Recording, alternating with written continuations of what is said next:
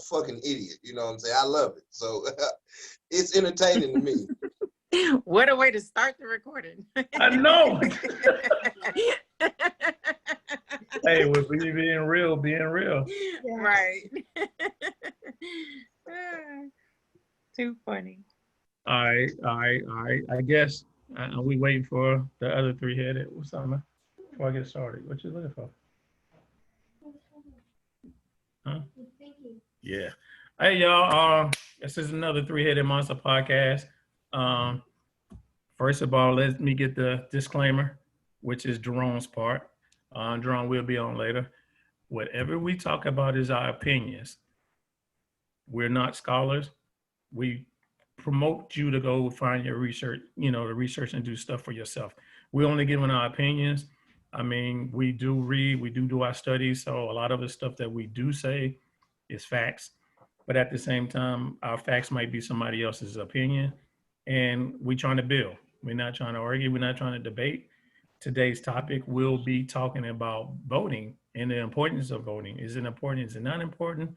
We're going to get into it today. What's up, Tut? Talk to me, man. Peace to everybody. King Tut representing the South. Glad to be in the presence of this illustrious panel. And I look forward to our discussion. And for everybody out there, I got a special gift for everybody. It's an idea that I think we should take further. I'll embellish a little more on it a little later on when we get into it. But everybody be prepared for this one. And I think y'all gonna like it. Okay. All right. Miss Tracy. Tracy's on it again. Everybody loves Tracy. How you doing, Tracy? Thank you. I am great. Today has been a busy day, but I'm here and I'm glad to be here. Thank you for always inviting me to come on and sit on one of your panels. I appreciate it. Thank you very much. Good to be here. Go ahead and put out your promote. Okay. I am a radio DJ of Tracy's World. You can find the app. It's in the App Store, either in Google Play or in Apple, the App Store. And it's Tracy's World. And just type in Tracy's World and it'll come up.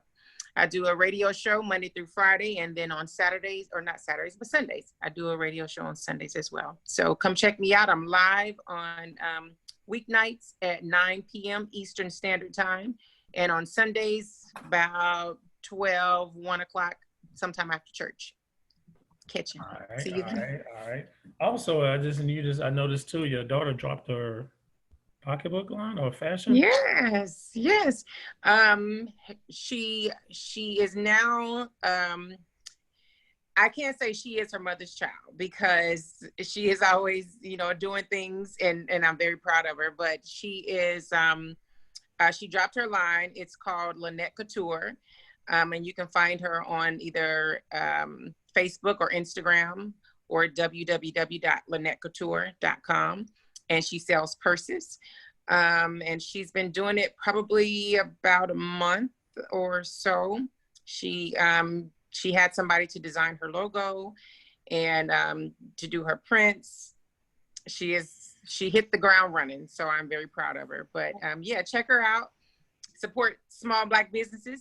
I'm proud of my baby. Awesome. All right. And we got a new to this panel. I don't want her to be afraid. I want you to be as honest and be as comfortable as possible. Okay. Miss Tye Garlock. Hello, everyone. Hey, Tye. So let's get into it. I'm sorry, I ain't got no. Yeah, you need a little applause button. I ain't got that. I ain't set up. Actually, I thought about doing that too. And thank you for inviting me, Brian. I do appreciate you trusting me to be a part of the panel. So thank you so much for inviting me. No. We're trying to do our thing. So the question is, how important is voting? Who want to jump on that? Because I know Tut gonna knock that down. So I think somebody need to, you know what, Tut, knock it down. Go ahead and knock that door down. No. Okay, look, I ain't gonna give you my gift yet. So I just start out. I start out with angry man. I start out with the angry man side. But voting,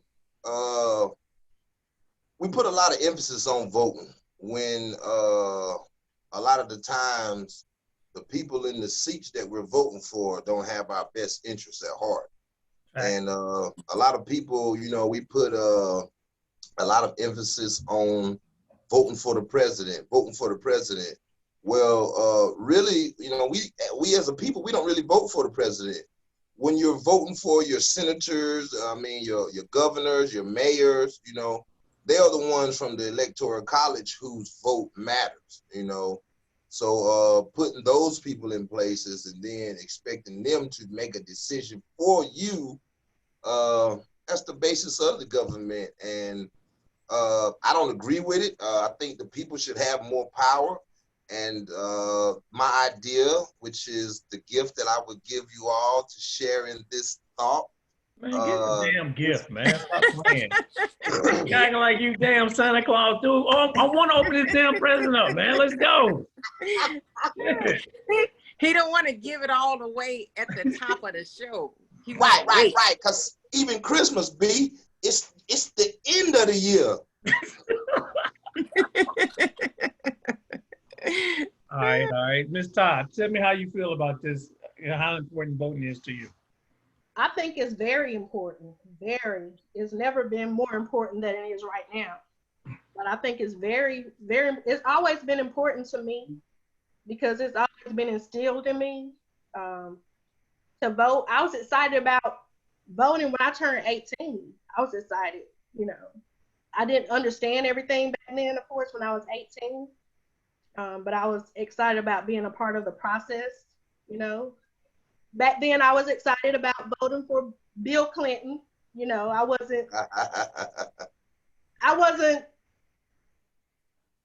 guess I was kind of naive then and didn't really understand the pandering, you know, that he did back then. Remember way back when he was on Arsenio with the saxophone? Yeah. Thought that was so cool. But yeah, I was excited about turning 18 to being able to vote. You know, I've always voted. And it's very important to me to vote locally as well in my local elections. Okay. Tracy, give me your point of view. Tell me how you feel about it.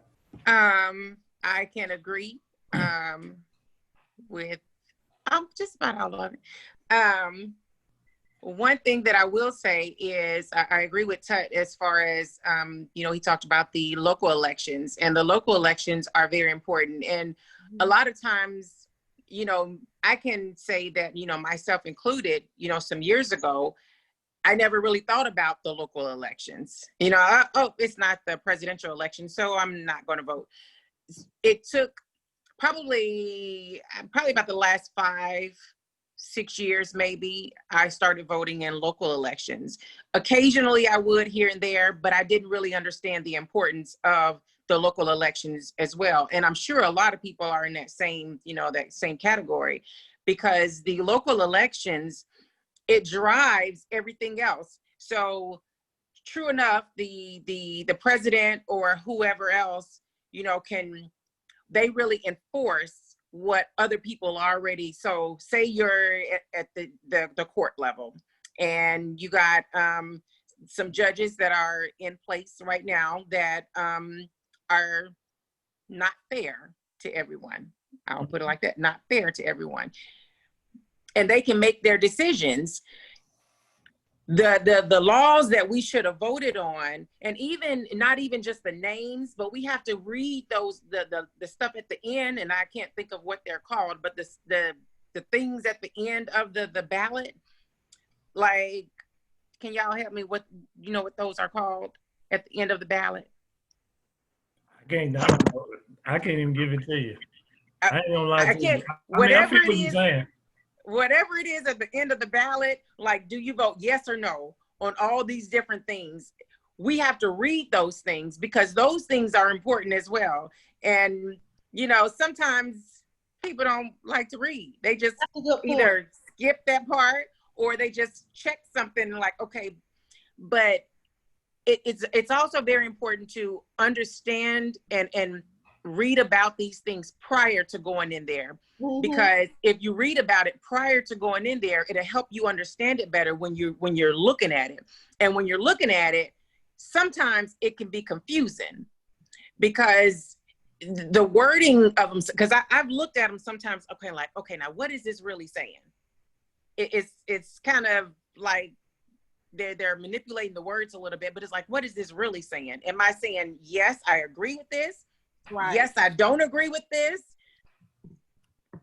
So it's important to know about the whatever those things are at the end of the ballot. It's important to know about those, know about, who's saying what, who, like the Democrats or the Republicans. It's important to know what their views are on certain things. So it's all about studying, learning what the laws are, learning what each candidate says and how they feel and their views on certain things. But as far as voting, it's very important to not only vote in the presidential elections, but also, all of our local elections. Anytime you can vote, go vote. Because so many people died or were beaten and bloodied and bruised. I was listening to somebody and I wanted to share it, but because it was in Instagram or something, I would have had to screen record it. But she was talking about, I think she was 15 at the time. She was born in like 1917. I think she died in 1977, and I don't remember her name. But she was talking about how her and other young Black women, young Black men were at some point fighting for a right, their right to speak out, their right to vote, women's rights. And it could have been after that, because I said 17 and I said she was 15. Those years don't kind of add up. But she said how, they were taken to jail and she was beaten. And well, she heard first, before she was beaten, she heard another young woman being beaten. And, they were saying, say, yes, sir, or yes. And they was like, do you know how to say this? And she said, I could hear her saying, yes, I know how to say it. And she was like, well, tell him to say it. Well, say it. And she didn't want to say it. So she kept being beat and beat and beat and bloodied. And she said she heard the guards or the police tell the guards to come in here and clean up this blood. All of this stuff, and listening to her story, it's like, it compels a person, if they haven't voted before, it compels a person, you know what?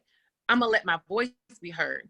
I'm gonna, do what I have to do to speak out against everything that we see that's going on. So I don't mean to monopolize the time, but it's very important to vote. Nobody worried about the time. We know how we do. It is. Right. I just feel like I'm just talking. But yeah, it's very important. Every opportunity that we have to vote, we should. I look at it as not only my civil duty to vote, but it's also a privilege to be able to vote. It is. The Voting Rights Act, it wasn't passed until was that 65 or something?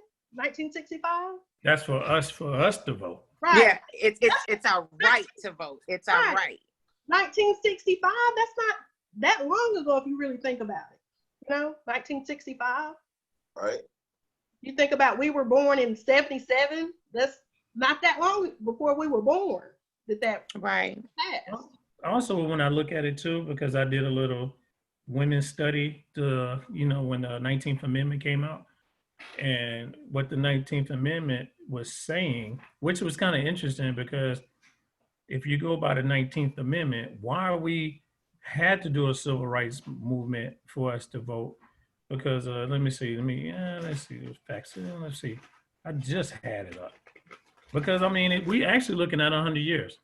And what it is that the 19th Amendment is, you cannot be judged on your sex, color, or race to vote.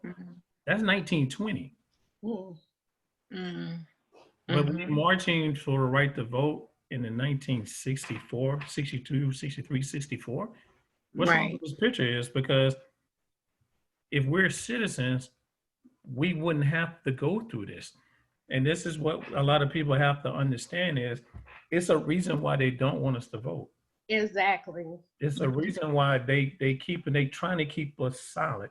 Now, it just got me because it's, you know, no judgment on nobody, no creed, no color, but the white women's right to vote was more important than the black man's right to vote. But we already had the voting rights of 1765. Well, you can say that's the first civil rights act that got put out when the whole slavery was abolished. Well, you know, that's a whole different story. We'll touch on that one day. But at the same time, we seen we see officials that was in Congress, that was in the Senate of color in the 1780s, in the 1790s. And then Jim Crow kicks in. And then now we hear all the atrocities of Tulsa, of Wilmington, of Chicago, of New York. I mean, especially the Bronx. We start hearing a lot of things as Jim Crow kicks in. And then you hear the Klan. And since then, it's been a fight for us to have a right to say anything because we got voter suppression as we speak now. Right. So this is something that, like you said, our forefathers fought for this. Well, I think our right to vote is important, but it's more important when we have somebody to vote for. Right. I'm saying that to mean that we don't have enough people that we're pushing to seats to vote for. Mm-hmm. The majority of the time, when we vote for people, there are people that have been in politics, that have been in politics for years, and we haven't even built a rapport with these people holding these seats. And then we just vote basically based off of our virtual or visual perception of them, because we don't really know them other than what they say. I mean, a lot of these senators, governors, they don't come to the cities and the states. They don't maneuver in and around those states that they govern. You know, those are mostly your county council seats that, do a lot of other things.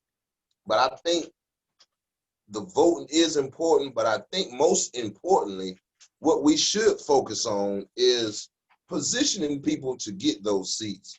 Setting up people that we can support, that we've already built a rapport with, that we've been doing interactions with, and this person, we know their agenda and what they're doing, and creating an economic basis to where we can push money and help them in their campaigns and things of that nature. That's a good point. Because are you speak? Oh, go ahead. I'm sorry, Tye. Go ahead. Okay, I'm sorry. I was just going to say that's a good point, because I believe in not only voting, but if there's a candidate that you support, I believe in helping them campaign, get behind them, donating financially if you can, getting other people on board to support them as well, if you find somebody that you support. And if you don't support them, I feel like try to find someone or maybe try to mobilize and get someone else that might be experienced to vote. And what made me think of that is, I'm sure you all have probably seen the video for the sheriff in Spartanburg, the YouTube video where he basically, he was basically saying, still the sheriff? Yeah, he's about to go now though. he was basically saying, we're lucky that they didn't die. Yeah. Now he's gonna be reelected, unfortunately. The person that I only know of one person, and I only know because I saw it on Facebook, that's an opponent of his. But this guy, and he is a young Black guy, but he's running as a write-in. Oh. And he hasn't really campaigned, and no one knows who he is. Ain't got a chance to win. Right. So The only thing I can think of is that he needs to go ahead and try to mobilize and get some people to back him for the next 4 years, perhaps. Because if not, they're gonna be stuck with Chuck Wright again, and more than likely they are. This dude he's been there for like the last 20 damn years. Mm-hmm. Did you see? And that alludes to another. I'm sorry, Ty. Oh, I'm sorry, I didn't mean to cut you off. Did you see the YouTube video, Brian? No, but I will check it out. Yeah, he made a YouTube video where basically he accused these young guys of being guilty, and they were later proven to be innocent of not shooting at the cops. But he made this really, he was being really aggressive in the video, saying basically they could have been killed. They were accused of shooting at the cops, but later on they were found to not be guilty of doing that, and so they had to drop the charges. Yeah, it depends on which kind of cop you're shooting at. Wait a minute, Tracy has something. Well, hold up. Let Tracy, before Tracy forgets, because she's holding on to it. Go ahead. Well, I wasn't sure if Tut was talking about when he was saying, getting people, being involved in the people that's running, being involved in their communities. I wasn't sure if he was talking about on a local level, like the mayors or the governors, or if we were talking on the national level. So, but I think as the course of the conversation went on, I'm assuming that we're talking about locally. Yeah, I mean, local or national, but locally, it has more of an importance because you can interact more with your local candidates more than you can with your national candidates. True. But I was saying, Brian alluded to a point when he was talking about how long Chuck Wright had been in the seat. And that's another thing that should be up for some kind of negotiations or to be ratified is the length of term that senators and Congress members are able to hold their seat. Now you got the president who's able to hold his seat 4 years and can't extend the term longer than 8 years. How can these Congress members hold a seat so long? So they're holding seats for 20, 30, 40 years. So you're working, you have a regime built that's, you know what I'm saying, you can put people in place, so they can put presidents, they can put people in place, from the seats that they sit in from so long. So I think that has a big issue that should be addressed. It's something that needs to be ratified. They shouldn't be able to hold those seats for that long. Because not only that, just like the president, they have to change terms, and then you get a new person that has to do it. Congress and this House of Representatives should have the same capabilities. That way we're getting younger people into these seats. I mean, of course they have the age requirements, but regardless of that, you're still not getting too many younger candidates in the early ages. They're mostly getting these seats when they're 40, 50 years old and hold until they're 80 and 90, So, I mean, and plus somebody being 70, 80, 90 years old, they may have lived a good life and had a lot of experiences, but their brains, the older you get, that noggin ain't working like it used to. I agree. There should definitely be term limits. I agree on that. Yeah, I mean, that even go with the Supreme Court nominees too, because you own it for life. Right. Like you said, the older you get, them brain cells they be gone. Some people just don't have to understand. But for instance, I know when we was growing up, coming out of South Carolina, it was strong 30. Right. And we already know, dude, how racist that dude was. But then next thing you know, I didn't even know who Lisa Graham was. I thought he was a female this whole time. And this little dude had been in this seat this whole time. Right. But it's like, I'm hoping Jamie Harrison will be able to get him out. It's really close. And I actually met him on my job, Jamie Harrison. And I really like him, and I definitely support him. That's what I'm talking about. So you were able to interact with. How many times you met Lindsey Graham? I'd probably swing at him if I did. But I'm not even interested in meeting him, but that's, No, but I mean, think about it. if it wasn't for this, and this is just my opinion, and for me, if it wasn't for Trump, I probably would have never paid no attention to politics. Wow. Wow. I mean, I vote, but it didn't really think it just kind of like, oh, let me get this done out the way. But this dude made me pay attention to everything when it came to this. I remember studying school. I remember studying, even in high school, when you started studying the legislative branches, the branches in government, the judicial, executive, it didn't interest me as much being younger, but I definitely, read into it a little. I got a little older, and I had a situation to where the mayor's, or no, excuse me, the governor's impact or the governor's position impacted my life. So a lot of times, the things we enter in, some of the people, coming from streets, I'm sorry, but you enter into certain things, and you have to get governor's pardons, you have to get governor's permissions. The governor got to be stamped, seal on your paperwork and things like that. So that raised my interest into how it all worked, because I had to go in and try to speak to them and contacting them and trying to gain favor, and it never works out. You go to lobbyists, and they all about the money.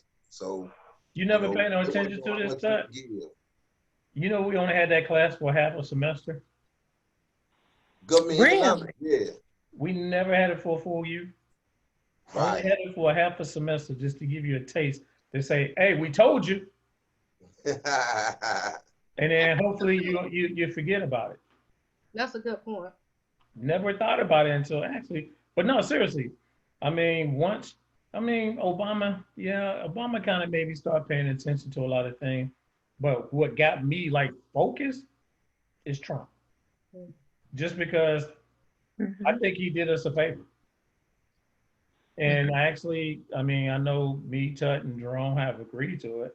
Actually, I'll be honest with you, I think he's probably going to do another 4 years. I think he was doing another 4 years until this month. I think he fucked up. But at the same time, the electrical college is he's making money for him. So I think he'll get voted in. It's not up to us to get that. I definitely don't even count when it comes to. I definitely don't trust the polls, Oh, yeah. Tut, what you laughing at? I'm sorry, I'm talking to you laughing at work. But I mean, at the same time, though, I didn't like Hillary. I'm going to be honest with you. Didn't like Hillary, not one damn bit. But at the same time, I'm like, well, hell, I'm not going to vote for Trump. Hell, I don't even watch his damn shows. When he did his apprentice, I thought he was horrible. I mean, his hair is horrible. He actually bankrupt when he bankrupt the football league, the USFL. I was like, wow. But he did have Herschel Walker. He did sign Herschel Walker though. That's one thing. He did get Herschel Walker out of college. But at the same time though, for this dude not to know politics, he made me learn politics. Do I want to run for politics? It's kind of like it's a get rich scheme. If you get in, you set for life. Hey, now that alludes to the gift for everybody today. Okay. That's a good segue. I get to open my present up. Yay!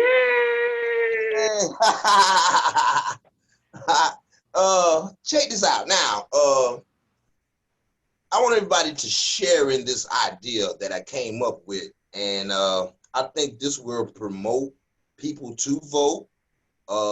It will substantiate people's feelings of how the country is being ran. What we should do as a people. Now, the president, everybody's emphasis is always on the president. The president has a term of 4 years.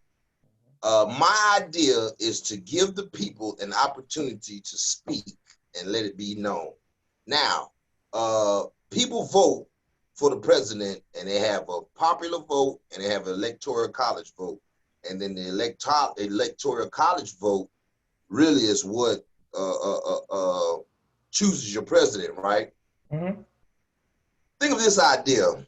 What if the people had an opportunity to voice their opinion after the end of the president's third year? The people are able to do a vote of whether they want to keep the president or trash him. If they want to keep him, he gets to finish his tenure, do his 4 years, and possibly this can lead into them being reelected. If the people don't want to keep him, if they vote to kick him out after the 3 years, the vice president takes the helm for 1 year and rides on into the next election. And if he does a great job, this gives him motivation to take that seat into presidency, or it gives people a year to start gathering and looking at new candidates and things of that nature. After 3 years of the president's term, the people should get a voice. And that way the popular vote is substantiated. This will encourage people to vote because as you see now what's going on, people are disgruntled after a few years. This gives the people a time to say, after 3 years, we don't like what this person's been doing, get them out of here.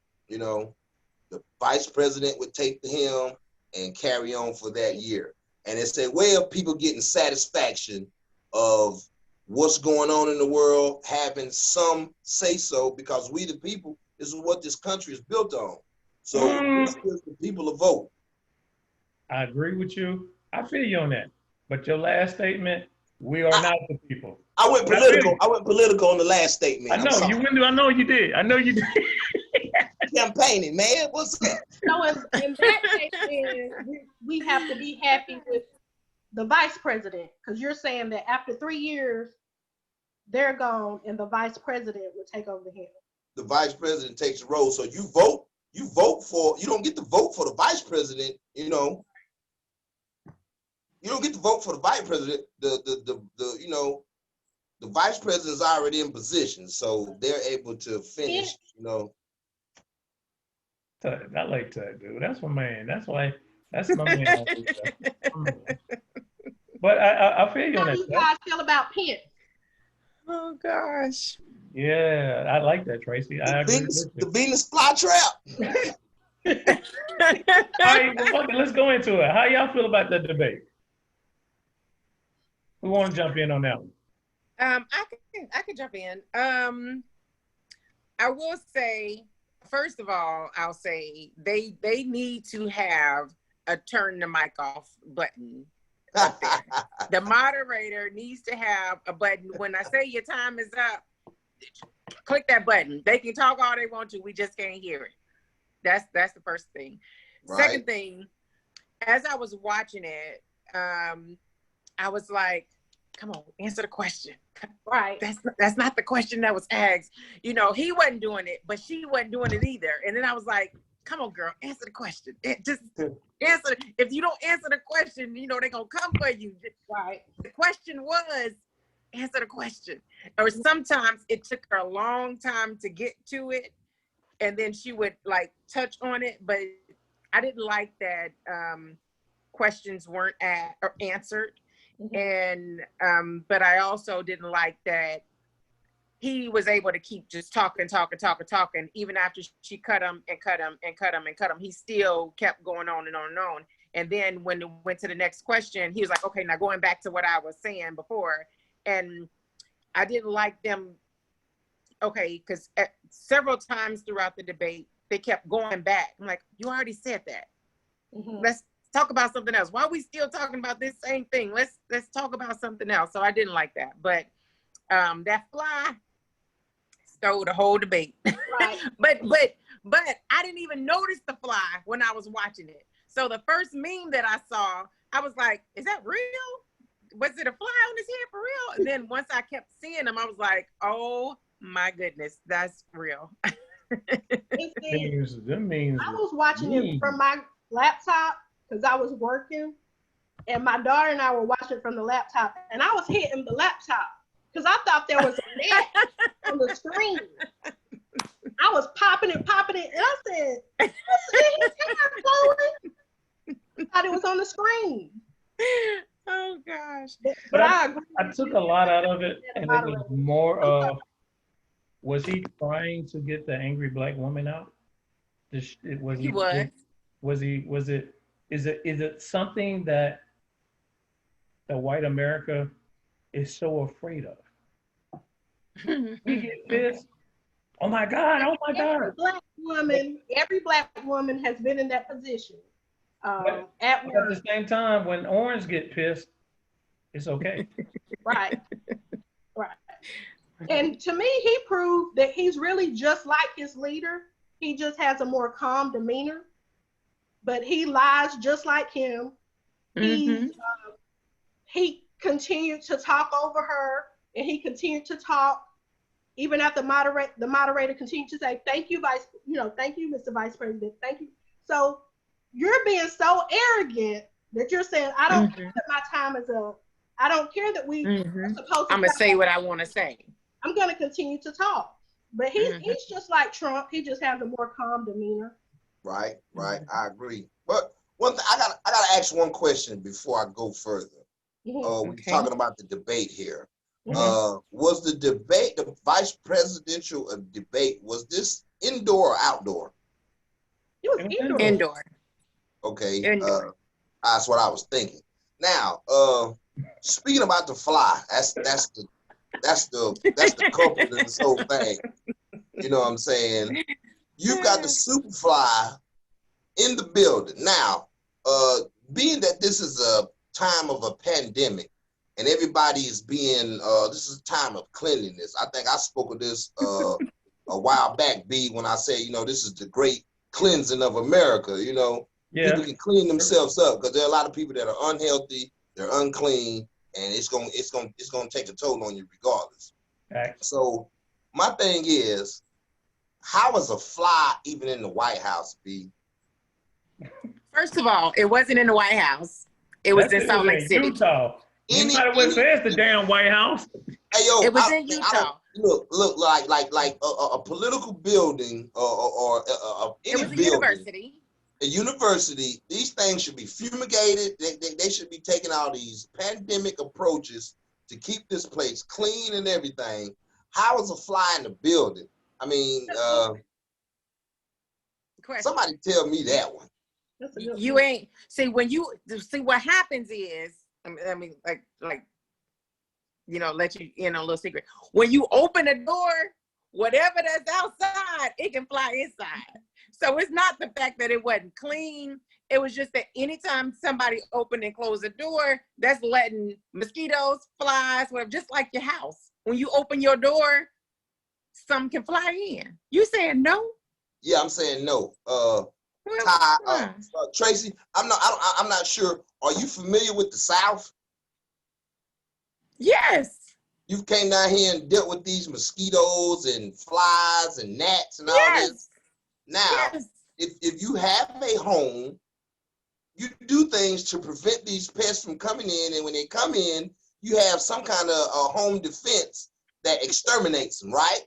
Home, maybe. Fly swatter. You mean to tell me they ain't got no bug zappers in there that this fly can fly? I never had a bug zapper at home. I doubt they would have that at a university. I doubt they would have that. You talking about and everybody turn around and be like, what the hell's going on? And not only the fly being there. First of all, the fly being in there. Okay, Tracy, I might bend but not break in this aspect. Maybe he came in the door. Okay, but even the little kids, they only fly only go to shit. Oh yeah, okay, but right.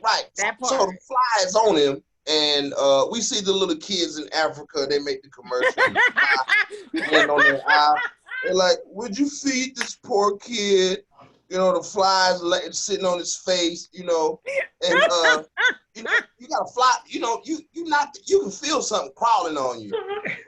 How is this the fly guy didn't move though? The fly just stayed right there. The fly was walking around. You're supposed to feel that. Wait a minute. So that was a commercial for the body of boat.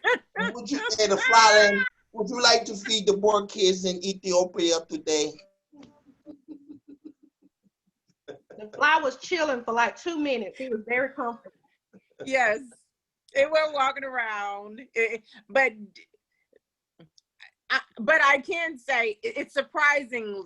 I'm surprised that even it landing there, I'm surprised he didn't feel it, because Right. like I could feel something would land on my hair, hair. Right. So, but I don't know. He didn't look all the way right either. So who knows? Hey, I thought Trump was like Waldo. You know, the vice president, I think I said before, you see, when Biden was vice president to Obama, you see commercials with Biden in it saying this, or, you see him promoting and saying something about Obama. I watched the news here and there.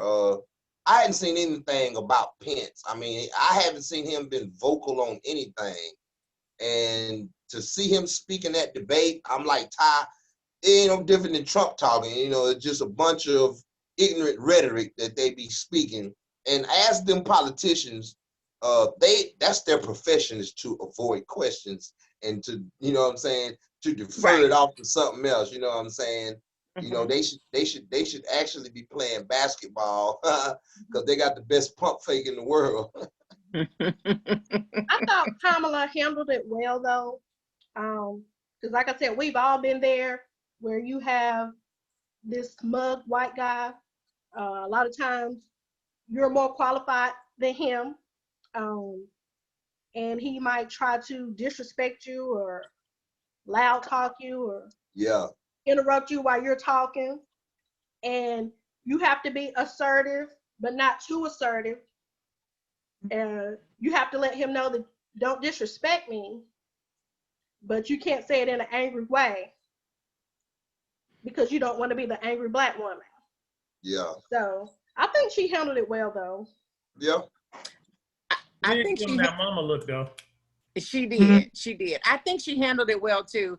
The only thing is, with that in itself, that's a problem. Somebody else, another race, can say whatever they want to say and not be labeled something else. So because we are the Black women, we have to, alter how we say things. We got to watch how we behave. We got to watch why is that? Why can't I just say what I feel and not be labeled that angry Black woman? And that's crazy that we have that stigma on us when everybody else can say whatever they want to say, however they want to say it. Right. Because nobody ever says the angry white man. He's just I don't know. Right. Some of them angry white men, boy, they get pulled over by the police.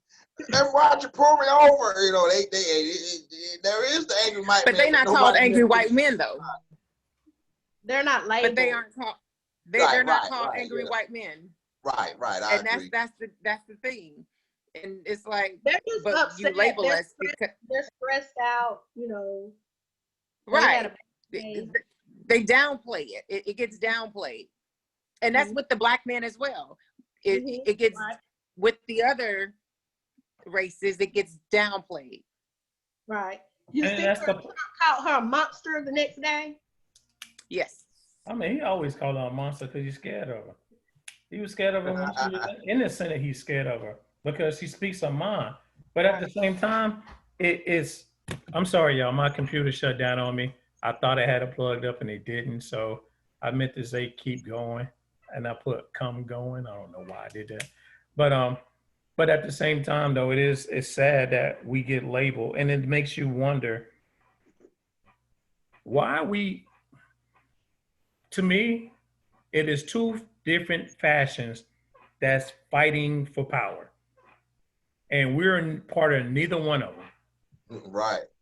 We have basically you got your Democrats and you got your Republicans. I know Coach is listening. I know at one point in time, us people of color, Negroes, Indigenous, were Republicans. Okay, we're not that no more. All right, we can establish that. Do we need to get back to that? Huh? I said some of us. I know some blacks that are Republicans. But I mean, back, personally. Back in the Lincoln era, we was, or back, we started off as a republic. I asked a question today about voting to a couple of guys at work. And I asked them, do voting count? Do voting matters? And the opinions that came back was whole. And it was coming from a white guy and it was coming from a black guy. But the white guy was like, you have people that you have, it's all about money. Say, for instance, we came together and we had $10 million and we gave it to our candidate and said, we will give you this money if you pass this or you do this for us. I'm gonna help you get to where you at, because it's all about fundraising. Fundraising, these dudes become millionaires within 2 or 3 years. That's why they don't want to leave the office. That's why they don't want to leave the Senate. The turtle, who knows how much money the turtle got? You gotta know who the turtle is. Mitch McConnell. Oh, I'm like, who's the turtle? Come on, do you tell me that dude don't like an old tortoise? Like one of them 100 years old tortoise? Yes. So, but it's about, are they really for us? Are we really part of a democracy? Because I actually don't think we are. I mean, we told to vote. Actually, I think the most important part of voting is, every other 2 years. We got your presidential that's going on right now, but in the next 2 years, you have your Senate and your House. It depends on the state that you have. Right. But do they really hear our voice? Do they really care about our votes? Or do they care about the money? Because all you hear is donate this, donate that, donate this, donate that. It's all about money. Politics is all about money. That's why the lobbyists get to do what they do. So for us as a people of color, indigenous, black, Negro, color, I'm not saying African American because that's Jesse Jackson bullshit, but we have to come together to get our laws, to get what we want to get heard. We have to come together and put money up. That's how the LGBTQ, that's how they got Obama to pass some of the laws when it comes to the Hispanics. Especially, look at what the Cubans doing in Miami. They pushing money through Trump, and Trump is saying, yo, these are my people. So we can't come together to even decide on anything. That's why we like the string that's getting passed between, two different fashions. They don't care about us. We just roadkill. But go ahead, Tye, or whoever. I'm gonna take the pessimistic approach. Here we go. I like this. Let's go, Tye. Okay, like for example, you go to open a business. You go to the Chamber of Commerce. You have to get certain things signed, and you open up your business. The mayor, they had to put their stamp on it.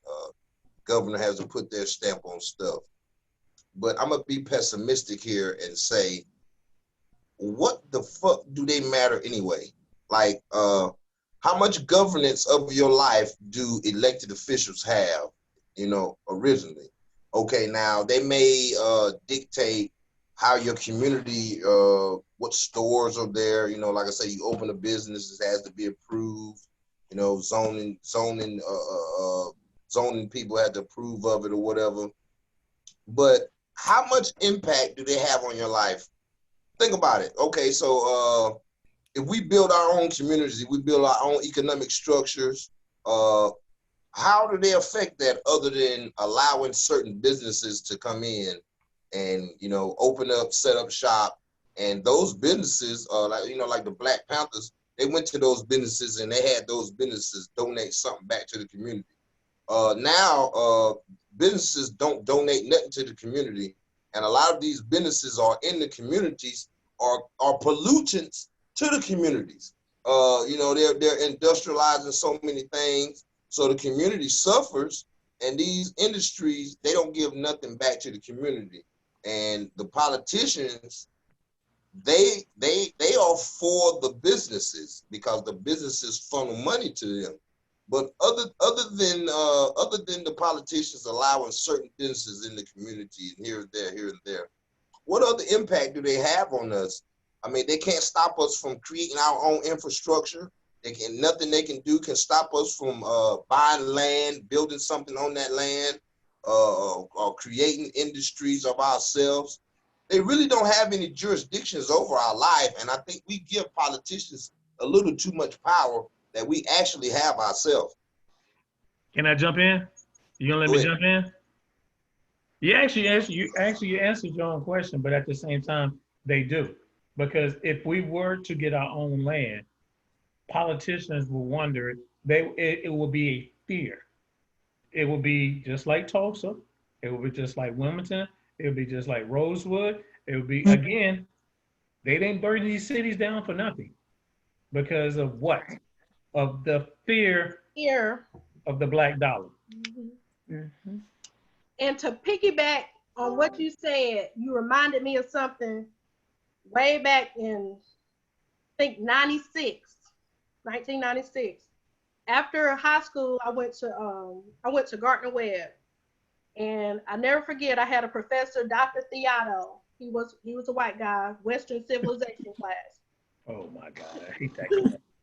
Two black guys got into an altercation in class, and there was like a commotion, and he was trying to break it up. You know, a lot of the athletes from the upstate, in Charlotte and stuff, they went to Gardner-Webb, and two black guys got into it, and he had to make them leave. A lot of people had to leave because there was a big commotion. But he told us, and I think about this probably about once a month. I never forgot what he said. But he told us, and a lot of people got mad at him because of the verbiage he was using. But I was like, oh, that's semantics. You know, listen to what he's saying. But he told us, and he was pointing to the black people, but he said, if you were to come together, he said, y'all would rule this damn nation. Right. A white man told us this. He said, they know the truth. Everyone knows how powerful you are, except for you. Right. That's true. Right. He said, do you know your history? He's the first person that actually put me on Commit, and he had me researching in the library because we didn't have Google back then. But Word. He was saying, you know, do you realize the natural resources that are in Egypt and Africa? He said, do you know your ancestry? He said, everyone knows how powerful you are. He was telling me, you know, science comes from Commit. Do you know all the natural resources? Do you know you come from royalty? Right. He said, everyone knows how powerful you are, except for you. Except for you. Mm-hmm. But you will not stick together. A white man telling us this, and they're getting mad. You people don't talk to your people. But they weren't getting the message. But I never forgot that. I think about it about once a month that a white man was telling us, we come from royalty. Everyone knows, basically everyone knows how dope you are, except for you. Yep. I like that. Yeah. I never forgot that. A white man telling a classroom, and he said, you people, pointing to the black. Yeah. And see, that's what a lot of times, when we do realize the greatness in ourselves and we try to establish things on our own, even like Brian just said, what happened to Tulsa, what happened here, what happened to Egypt, you know, if we continuously look at what happened to these other civilizations, then we'll never take the steps to see what we can be. You know what I'm saying? So if we live in fear, we talk about fear a lot of time, B. If we live in that fear, then we're never conquering nothing, you know? So unless we abolish that thinking in our head that limits us, that limits our ability, well, when you first think of something negative, you're shortening your term of doing something right there. So when you think of something negative attributed to what you're doing, you're shortening the length of what you're doing right there. So we shouldn't we shouldn't be so hesitant to think of, if we do this, what's the negativity that's going to happen. You know, we should be looking at, if that negativity happens, then this is the contingency that we're going to do in that case. Facts. Or we should just be able to learn how to understand who we are. And like everybody is saying, we don't. Well, I know I do. I know we on this podcast promote nothing but black, black intelligence, black power, black strengthening, the I am concept, or famous words know thyself, which is coming from the 7%ers, the 5%ers. I'm sorry, 5%ers. But we even promote that we're indigenous, that a lot of stuff happened on this continent, that we lost a lot of power. To the fact is, we end up being prisoners of war. Not everybody came from Africa. I'm gonna tell y'all that again. If this is new to you, do your research. Maybe 2.5 million came from Africa on the boat. Other than that, everybody is indigenous to here, especially in the South Carolina area. You can go Google how many tribes of Native Americans in South Carolina, and I guarantee you every city will have a tribe that's in that city. And we just happen to not understand. Oh, Tracy, we lost your picture again. I'm sorry. I was sending you a message. So it's something that we don't study, because for one, we take, like, everything they teach us in school is something that you have to understand this. The South won because everything that we learn is what the South promoted after the Civil War. You can even say the British won because we're a corporation. We still take everybody has to understand, United States is owned by a family. We went bankrupt in 1951. Look it up. Look at when the American got bankrupt, and look who bailed us out. And next thing you know, we've seen the federal bank. The federal bank is actually a world bank, and it's a bank by the Rothschilds. But a lot of people don't want to believe that, because you pay income tax, because you're paying money back that they gave us to keep us afloat, because we are a part of a loan that we never would get out of. That's why we will always be in debt, and that's why we will always go and fight other countries, because we kind of like a puppet. Now, when it comes to voting, I say I don't even say we own a democracy, because we socialist in some aspects, which is Medicare, Medicaid, Social Security, welfare. So we use that. You have 4 legislatures, you have your House, you have your Senate, you have your president, and you have your Supreme Court. They make all the decisions. You're not free to do nothing, because if you own land, you still pay taxes on a piece of land that you own. If you buy your car, you still have to pay taxes every year on that car. Your paycheck, you pay taxes no matter if you like it or not. So what is it that we own? It's kind of like, do you own yourself? Because now they're going to try to push this vaccine. I guarantee you, for kids that get to school, they're going to push vaccination like this pandemic will make vaccines crazy. So what are we? I mean, we voting is basically we're voting to tell the people of each state, this is who we vote for. This is who you should vote for. Think about it. If Hillary won the popular vote, look how many people voted. It's about 60 million people here in America. Maybe 20 million voted. I think it should be. I think it should be mandatory. Everybody should vote. I don't even think it should be an option. For you to be a citizen here, you should have to vote, no matter if you like it or not. And it should be a paid day off because, I mean, who the hell wants to vote on a Tuesday? Look at Tuesday. But just look at it like this. If it's a Friday, you wouldn't have to spend your whole Friday in the line trying to vote. You get to go, you don't hang out. Because it was Friday, it'd be like, like, I ain't going to vote. I got other plans. Sunday, Super Sunday. It would be awesome because the church can go in and get that whole church van going, get that caravan going. But at the same time though,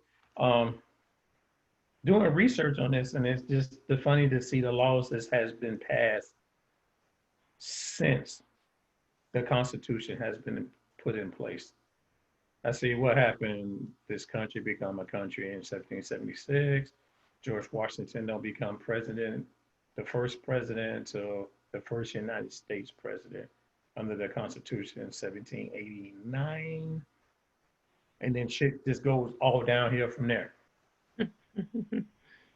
So you have to understand for you to even run for office, you had to own land. And for you to be a mayor, you have to have 1,000 pounds in property, worth of property.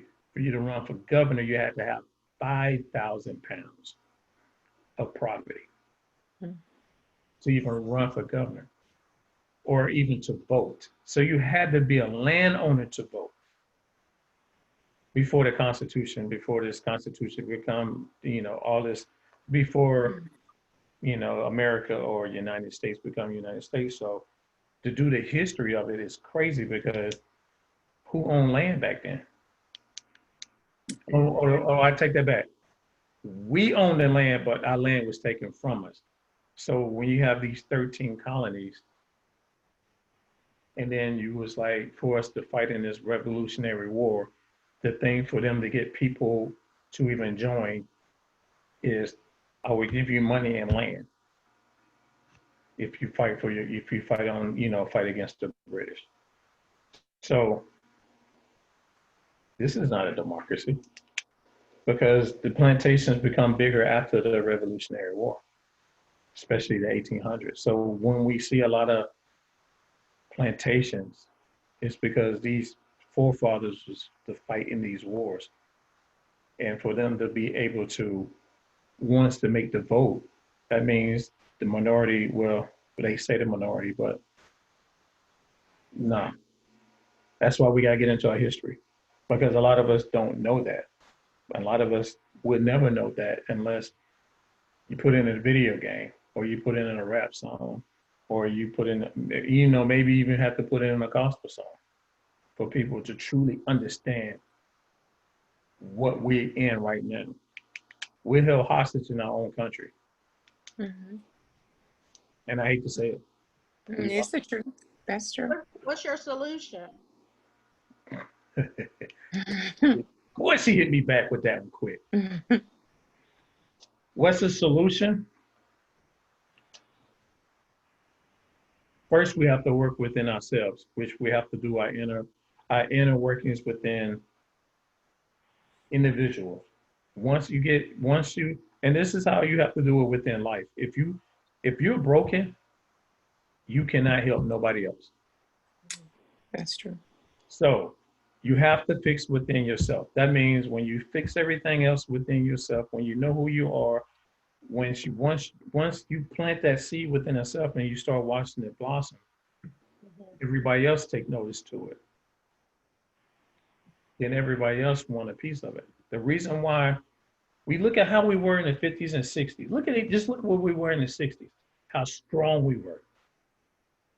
And then all of a sudden, crack cocaine kick into play, heroin kick into play, the war on drugs kick into play. We got weakened because of what happened. We got taken out of the avenue that we were as a family. Nobody believes in family no more. That's it. Nobody believes in family no more. It's a two-parent household. That's a rare thing now. I'm blessed to be even talking to two strong single moms, but at the same time, in the '60s you wouldn't be like this. In the '50s you wouldn't be like this. You know what I'm saying? We as men has been taken out of we've been taken out of play, and y'all are the ones that's defending us now. Y'all the forefront right now.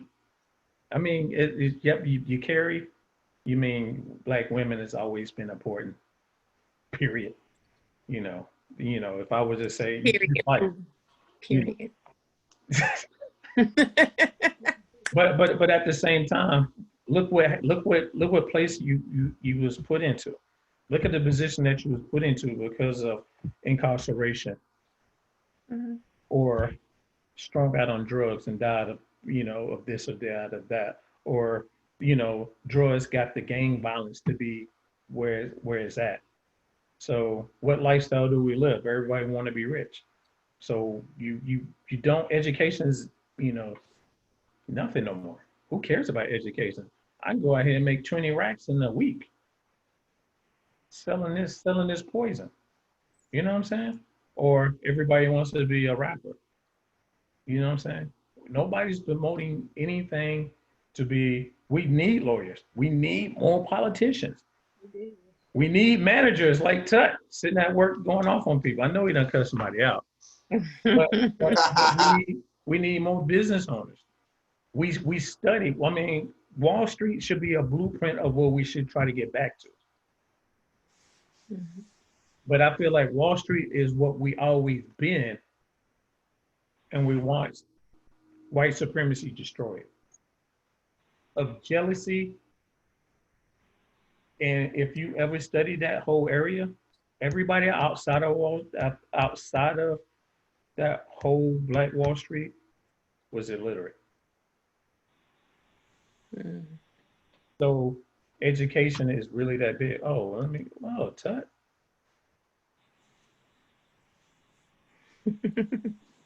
My bad.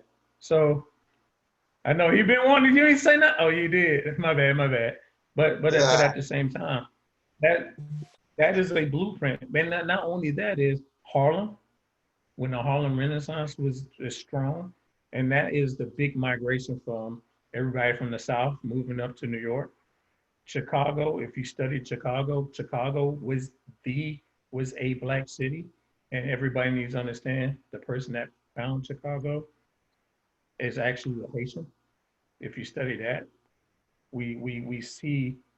I mean, I'm from South Carolina. I'm no Trace. I don't even know where you. My bad. You from I'm Arkansas? from Arkansas. Yeah, she country like us too. Oh, you from Arkansas, Little Rock. From the I'm A. From the A. Jacksonville. Yep. Little Rock.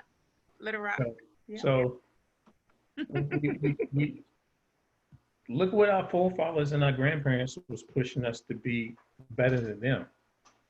Parents don't push their children to be better than them. We push our kids to get to a certain level and they carry us. We push them to, not saying that it's wrong to push your kids into sports, but at the same time, we looking at, oh, my kid gonna make it to the NBA, so he gonna carry me. You see what I'm saying?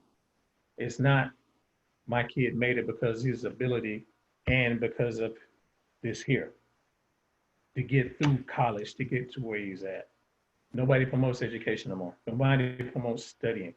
Everything is But don't say nobody, my because that bad. generalizes everybody. So It's not the main topic because I mean that's what it is. Like I said, I just started reading books until I turned 40. And that just happened because I gotta be around Jerome and Tut. I gotta be on my toes. If I don't, I get shot out the water. So it is once I got around them, it made me step my game up. And Willa too. Will, I know you're out there. I'm getting part of your book club. We're gonna do this, man. But at the same time, voting, it's important, but I feel on the local level, that's where the greatest point is. it's Presidential, more important. the presidential, fuck Trump. That's still important, but I think it's more important for the local level. It is like the whole Breonna Taylor situation. Oh, that clown is, dude. Everyone is mad with the DA, but he was elected. Exactly. Right. Exactly. Let me piggyback on that. Right. Everybody knows anytime when a police gets involved, it has to be a grand jury. In other words, it never Nah, gets out. it's not always. It's not always a grand jury. Grand jury just means uh, if they're the counties in that state, or like if the crime is involves a task force that serves a county or a wider group than just the city. If that task force serves that area that is greater than that, then it crosses district lines and then it But goes look to. who they, but look at it's only one side of the story. It's never two sides when you do a grand jury. Breonna Taylor's situation, that clown ass fucking attorney general. Well, He did his okay, job. He did his job. I ain't gonna okay. say Now, that. But there for was example, nobody there to defend Breonna Taylor. I think I just seen a article where the district attorney of Kentucky did file a motion to have those documents sealed. Now, I have been in a grand jury case to where my documents were sealed, and nobody could see those documents until we went to court.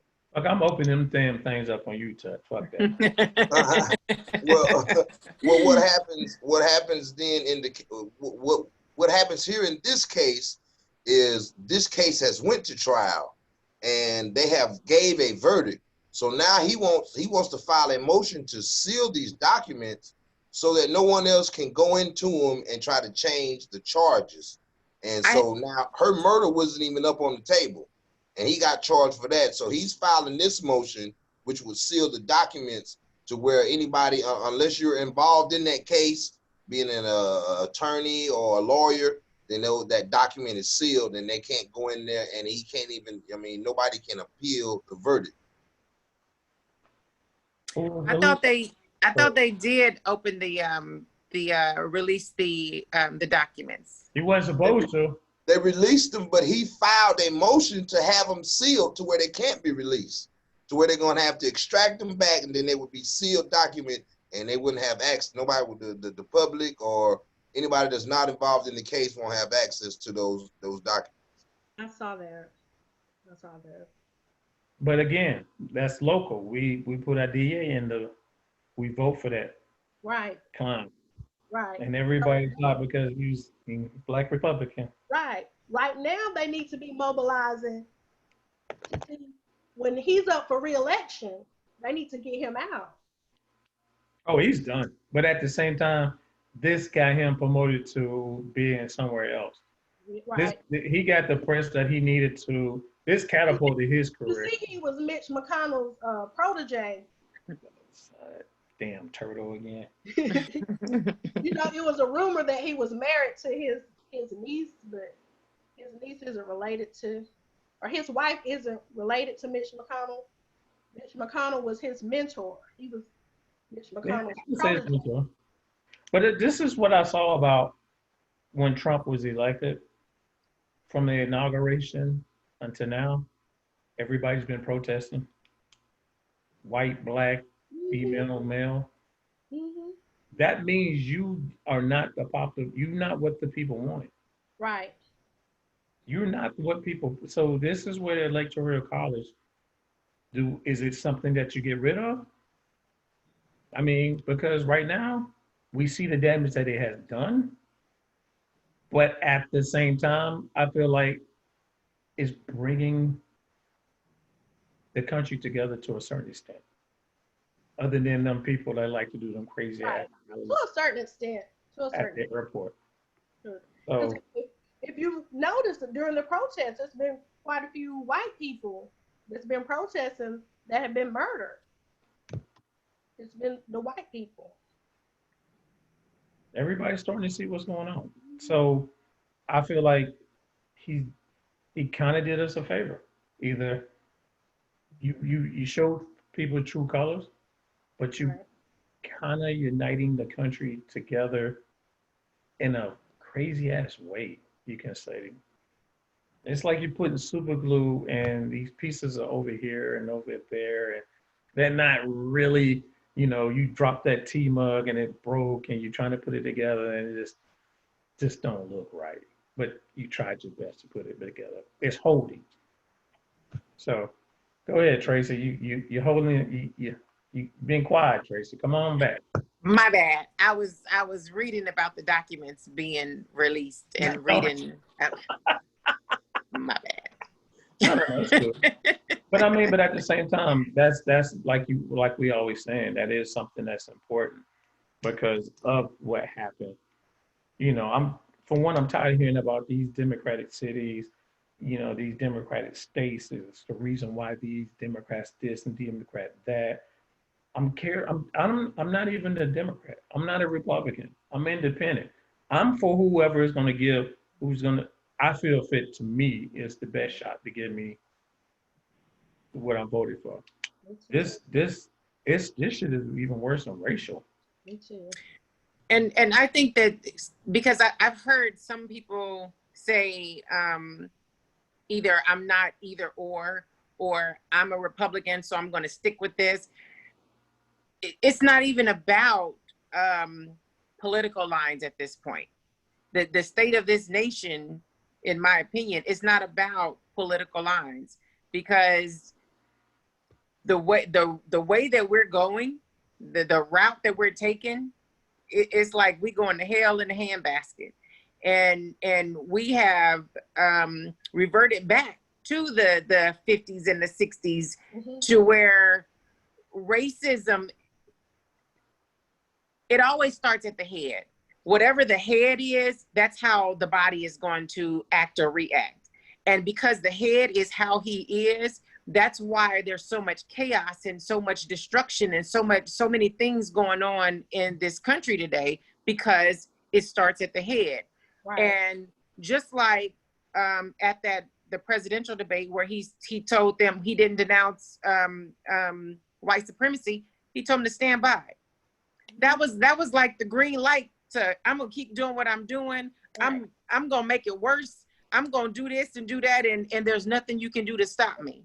And because of that, if nothing else, I don't see how, and I know you say and you believe that he's gonna do another 4 years. I pray he doesn't. I pray he doesn't. And if he does, there's no telling what's going to happen these next 4 years. Right. There's no telling, because we're already, these last 4 years have been, it's unbelievable how racist that, there were a lot of hidden racist people. Right. And now they're just free to just come out and say whatever, do whatever. They're bold with it. They don't have no qualms about it. They're going to say whatever they want to say. And like, I was about to say what somebody from Real Housewives of Atlanta, who gonna check me, boo? That's how they feel. Who gonna check me? Which would you prefer? Would you prefer somebody to be honest with the way they feel and how they look at you, or would you prefer somebody to lie to you and give you the BS and make you look stupid? In relationships, I would prefer you to be honest. In this racism thing that's going on, I would prefer you not to be racist, not to lie to my face. You can say, actually, you can say whatever you want to say, not in my face. But when you say it in my face and you racist, you're gonna get what you asking for. Well, my opinion is, I look at it like this. I can respect someone's racist opinion because I mean, we can't fix how someone thinks. That's their thoughts, their upbringing, however, whatever caters to the way they think. You can't change that. I can respect someone more if they can tell me they hate me or don't like me. You can tell me to my face.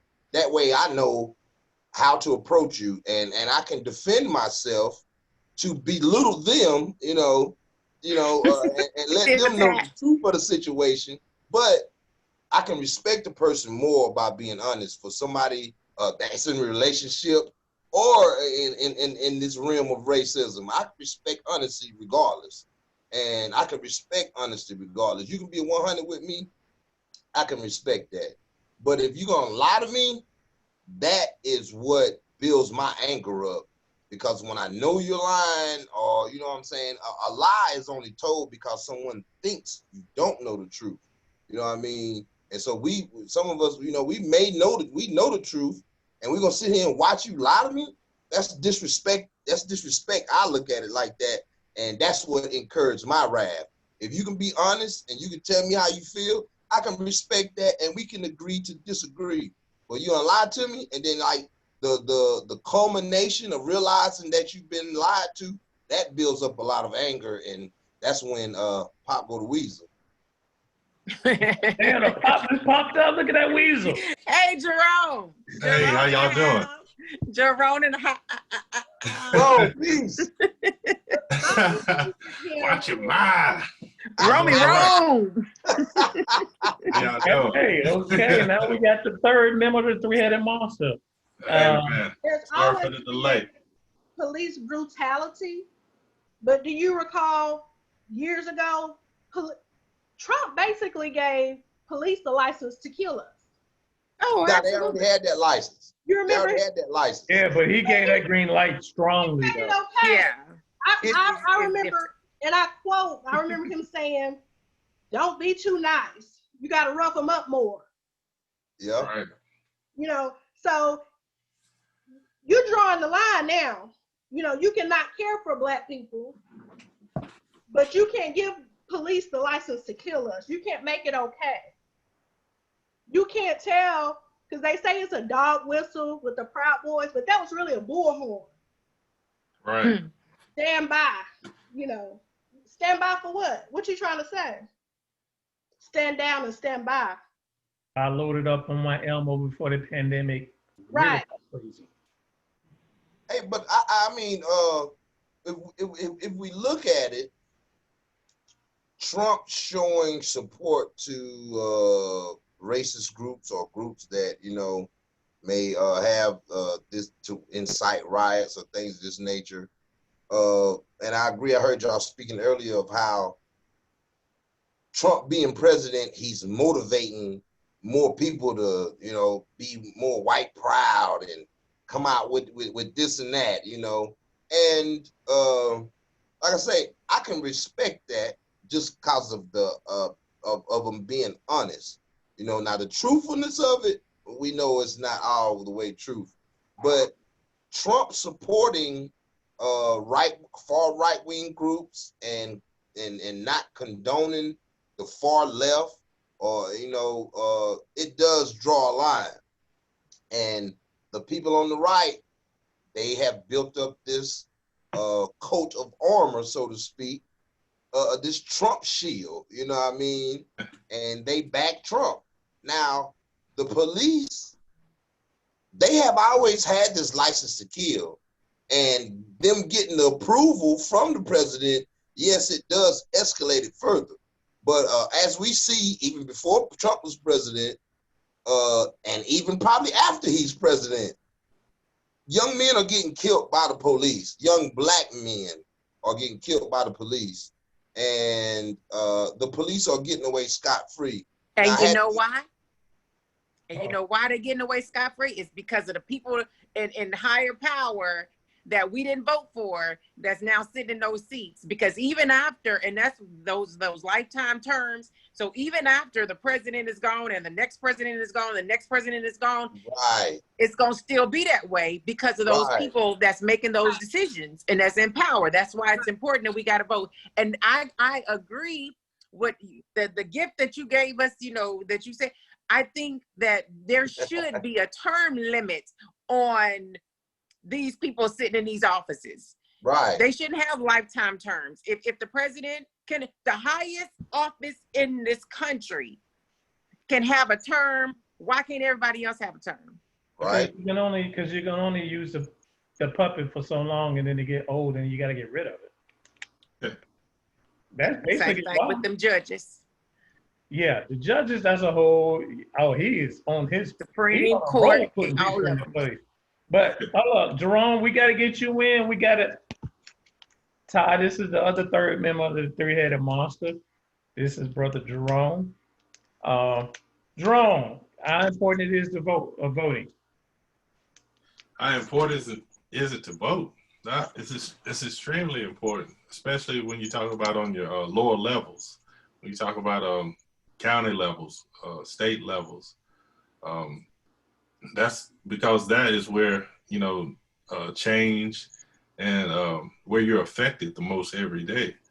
Federal level, you're not. I mean, you can vote, but it's not like you're really changing a whole lot because you probably are not involved with the local process of politics. So it's extremely important to vote. Anybody got any questions they want to hear that Jerome says Jerome showed up to he showed up to the job late. Oh, so I'm getting paid.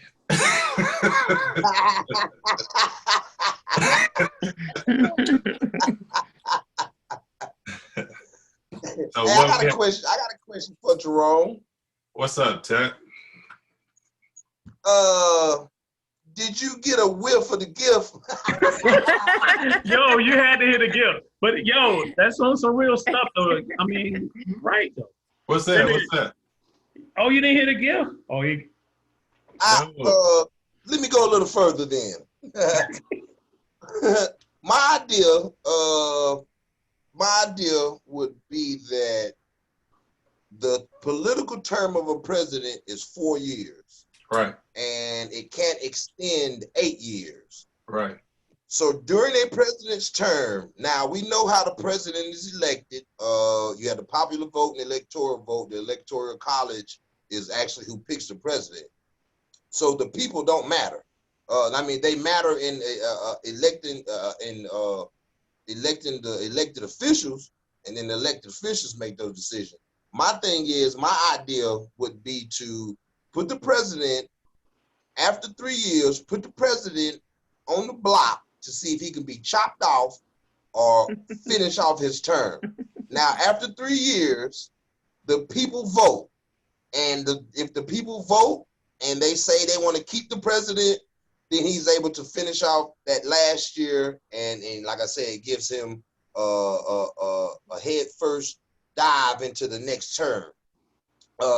Now, after 3 years, if the people vote and they don't want to keep him, then they kick the president out, and the vice president serves that last year. And like I say, even in that case, if the vice president does a good job, people cater to him and like him, then that gives him a head dive into the next term.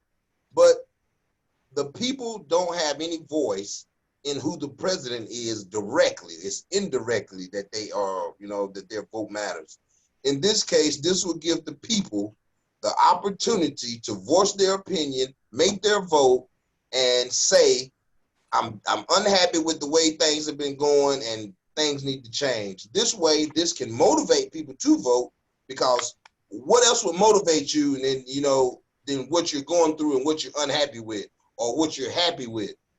So this will motivate people to go to the polls, vote more. This will increase people voting because they want their voices heard. And this also gives the people the power to make decisions, because this is supposed to be a government where we the people, that's governed by the people, and so this will give the people an opportunity to voice their opinion, let the voice be heard from the people, and it also is a reflection of the United States majority. That all in a nutshell. That's King Tut for you. I mean, I like the part about, going back and kind of revisiting and reviewing. I think that should be more on the state level too.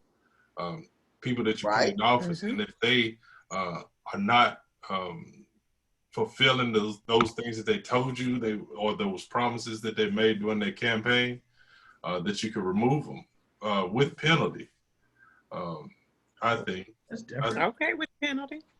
I know it. And, you know, you gotta have a form of accountability, or Right. other than that, they're just making these empty promises. True. But I mean, I like the idea. It could be tweaked a little bit, Ted, but I like it. Right. That's why, that's why it's an idea, and ideas, thoughts grow. I Right. just want to plant the seed to you. No doubt. And he put it out there. He planted No that doubt. seed. I'm feeling him on that. Yeah. I mean, I think there should be a review system of whoever you vote in, because it's a representative system.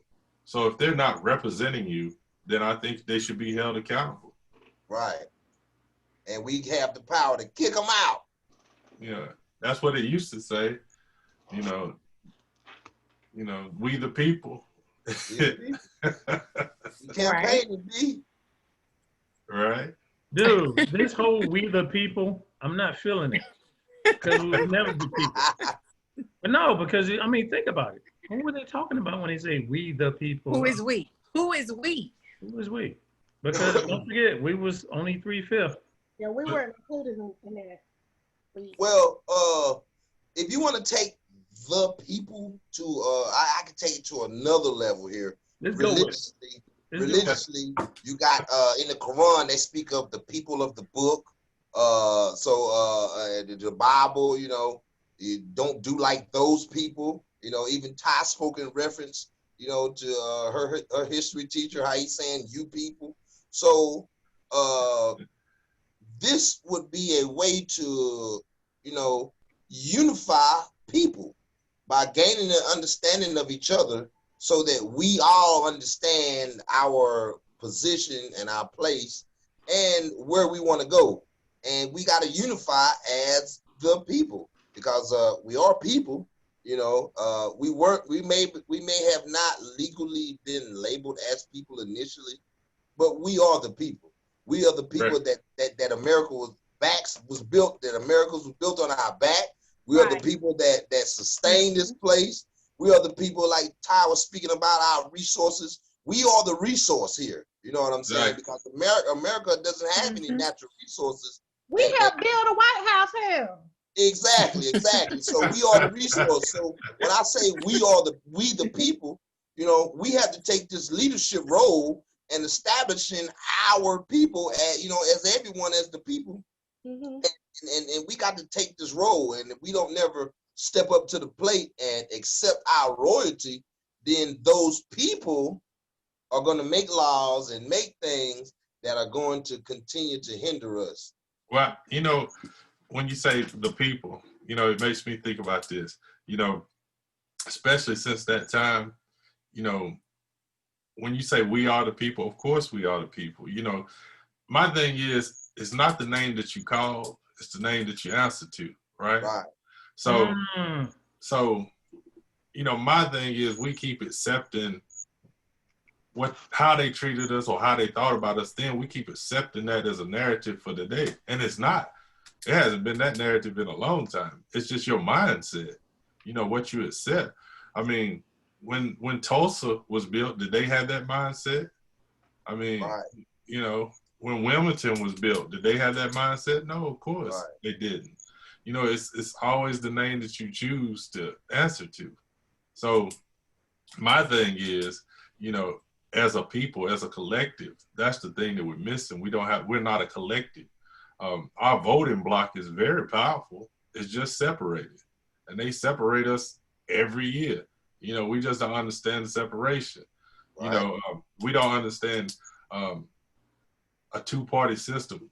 Let me get back to what we need to be taught is civics.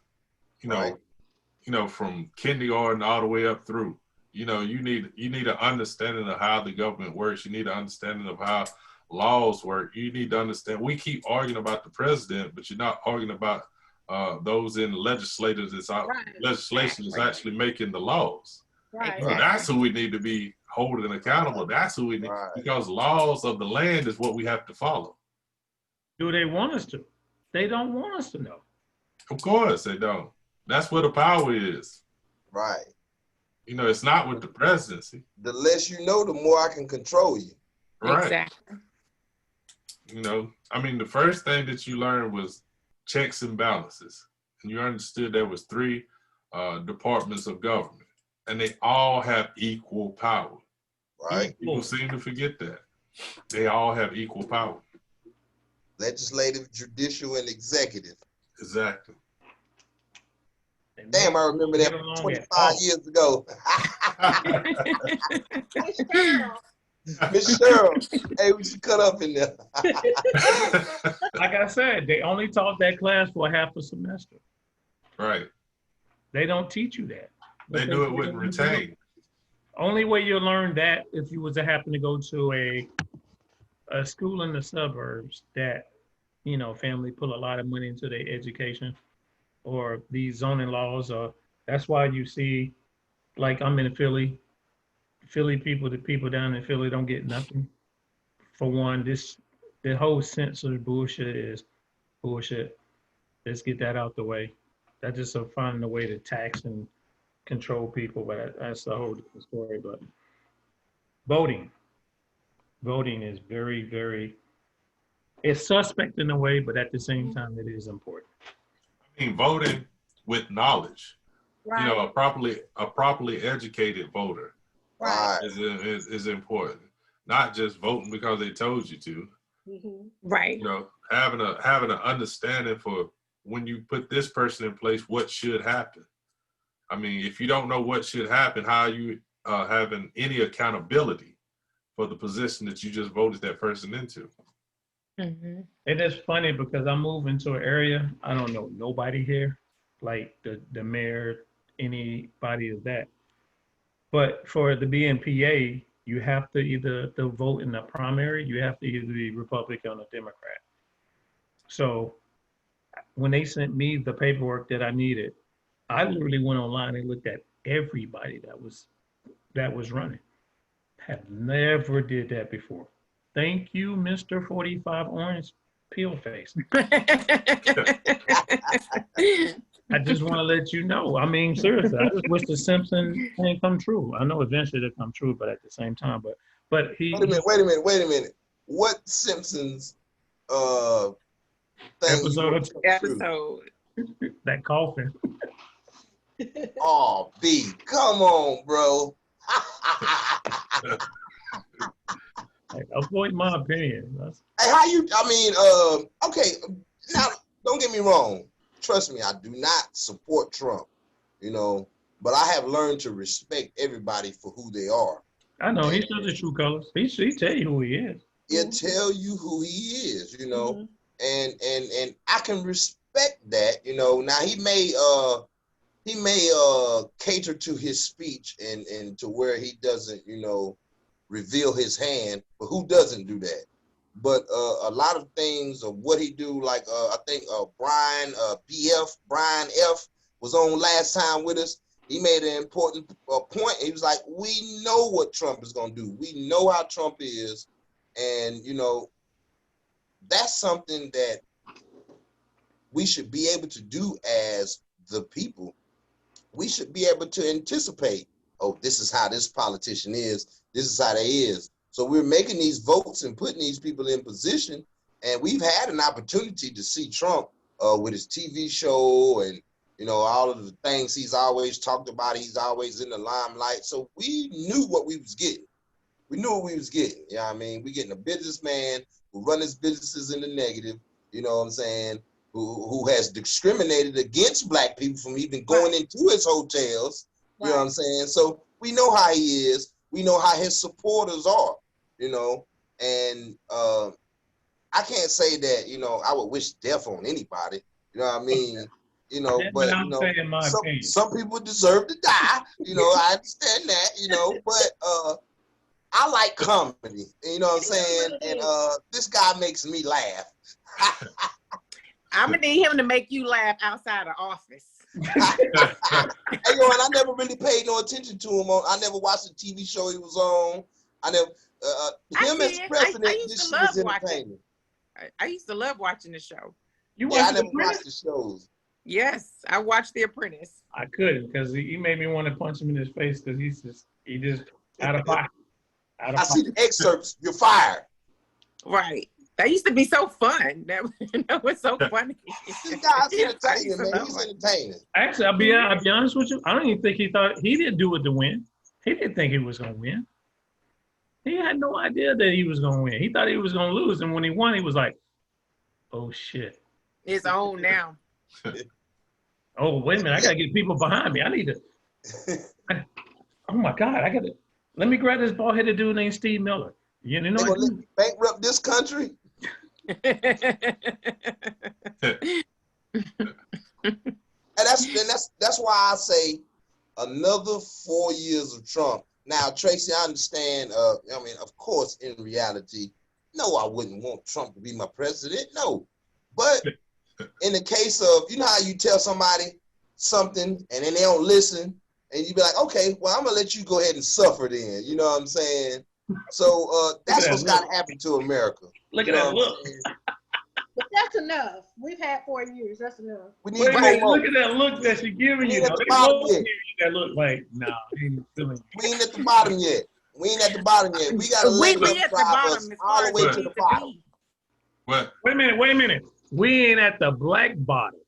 We at the bottom, but we ain't made it to that bottom that we pull ourselves up. You know, when we have to strap on the bootstraps. Right. That's why We I'm ain't saying, made it to that bottom. We ain't made it to the black bottom. Right. So America can't handle the black bottom. we spoke about classism, I think before, and That's in it. order for Black people to rise to our and stratify ourselves to our class system or our class stature that we should be at, everybody else got to come to the bottom. We've been in the mud. We know how it is at the bottom, and to make it an even playing field, the rest of this country got to follow. Now that gives us a class position higher because we can maneuver from the bottom better. Let's come from these ashes. And Ty, I want you to piggyback off that, Ty. Go ahead, give me what you got to say. It's going to take for us to unify first. Right, that'll put everybody at the bottom. Right, because I think Trump is going to make sure that our counterparts are not going to be at the bottom where we are. So it's He like ain't the only one that's gonna make sure of that. Yeah, I love. Have you guys seen in media the families in Georgia that's purchasing all the land? Yeah. Like I love that. I think we need more of that. You know, if everybody, if families if they get another stimulus or their taxes or whatever, if everybody take their money and pull together some families and buy some land, things like that, I think that's wonderful. I think we need more of that. Tracy, I agree. Tracy? I agree. That's an excellent idea. And it's an excellent idea, but because we've never really been connected, most of us don't have that mindset to connect. Right. It's always about one-upping somebody else. Other cultures got it together. Right. We ain't got it together. And it's unfortunate, it's sad, but we ain't got it together. Go ahead, Todd. You make a beautiful point. And yeah. In order to come together, guys, I know we know sports. I know y'all ladies. I'm not going to be gender specific. I know sports. Come on. Right. That's what I was going to say. I'm not going. I'm going to include y'all into this. But you know, sports. It's a team sport, you know, and a lot of times as Black people, we often don't know how to play our position. Sometimes I might not be the smartest person in the room. Sometimes I am the smartest person in the room. And we've got to learn what position we have to play at what time. And like Tracy was just saying, we're not connected enough to know each other enough to know what position and who's gonna play. And then a lot of times we get this where you're not gonna one up me, you know, and I'm willing to bow down to anybody else who I see fit as a respectable person that's more intelligent to me. I will bow down to anybody that's more intelligent to me and let them take the show. But also a lot of times, a lot of people who have this intelligence, instead of them taking the step to be in the forefront, they want to take the back seat a lot of times. And I think that's what we got to do as a people is in coming together, we got to learn how to play our positions too. Mm-hmm. We got to learn Yeah. how to play the game that they play. But go ahead, Joe. Yeah, I mean, I love that about the class. But one thing you got to think about the class is that even though there may be levels inside of one class, right? That class thinks like a unit. Right. You know what I'm saying? If you're upper class, even if you don't have as money as the richest person, they still move as a unit. They still the information that they share with each other, they keep within their class. But black, and I use the term black people, but black people, we're so separated. That's why it's gonna be so hard for us to unify. You know, we can't even agree that we're black. You know, a lot of times we're looking for complete unity, and I don't think that's never happened. No, and see, that's what I'm talking about. There's levels, right? But and like you said, you got to know how to play your position. Right. But nobody wants to play their position because they don't want to be part of the team. Everybody wants to be the quarterback. Yeah. And you know you can't throw the ball. Everybody wants to be the quarterback, but don't want to be the one holding the clipboard. Right. And I mean, but that's something that we need to do. We need to see how this system is ran for us to get into the game. Right. And that's something that we don't do because we think and we know it all. Like, for instance, we have talked about this. Say, for instance, they give us reparation. How many of us within 10 years going to be broke? A lot. I'm gonna tell y'all this. Somebody in my family won $1 million from scratch off, from a $10 scratch off at a gas station, tax free. Shit. Give me that name. So, please believe or just know that in a matter of 6 months, less than 6 months, gone. Wow. So if you're listening, hey, gone. $1 million. Tax free. Oh, it can go fast. Gone. I think I do that in Vegas in one weekend if I'm acting like if I got an entourage. Because what happened is say for instance, we all jump in, we all get a plot of land. Say for instance, we say for instance we get into the marijuana business and we all put our money in and we got 10 acres. Touch eyebrows went up. Now, if they say all 5 of us and we all 5 on the board, y'all want to join? how many of our other family members that's going to come in and try to influence us to put this other person in place or do this favor for this person or this person, they got no job, this person need. So what happened is we as a unit will break up because of other people putting things into our heads. You know what I'm saying? Why this person running this? Or are you sure to trust them? Because that's not your family. Your family. See, hey, B. Now, right? can you hear me? Yeah, I say I'm right though. I understand what you're saying, but see, that's why the first thing I learned was contracts keeps friends friends. You always have it contracted and you always have it structured. Right. You know, so it don't really matter what people say, what they think. You know, you have to go by what's binding. Yeah. Other than I'm taking you as a Judge Judy. Well, I mean, as long as it's in the contract, you're gonna win. You're gonna win every time. Sign right here. Let's talk about it. Right. Go ahead. So I'm saying, you know, that's how you keep friends when you go into business ventures. You make sure y'all worked it all out and you put it all in contract. Go ahead, Ty. Ty. I was just thinking about what he said. That's a good idea to have things in a contract. I guess I thought about something when we were talking about it. I don't know if you all have ever seen the video. It's a friend of mine from North Carolina did a video about the Mexican house. Have you seen that on YouTube? No, you gotta send us that link. You gotta share that link. His name is Javon Clark. Oh, And yeah. I know what you're talking about. You seen it? Yeah. About how when he left that morning, it was an abandoned house. And when he got out of work, and all the Mexicans, he's a friend of mine from North Carolina. But I thought about that, how the Mexicans will work together, you know.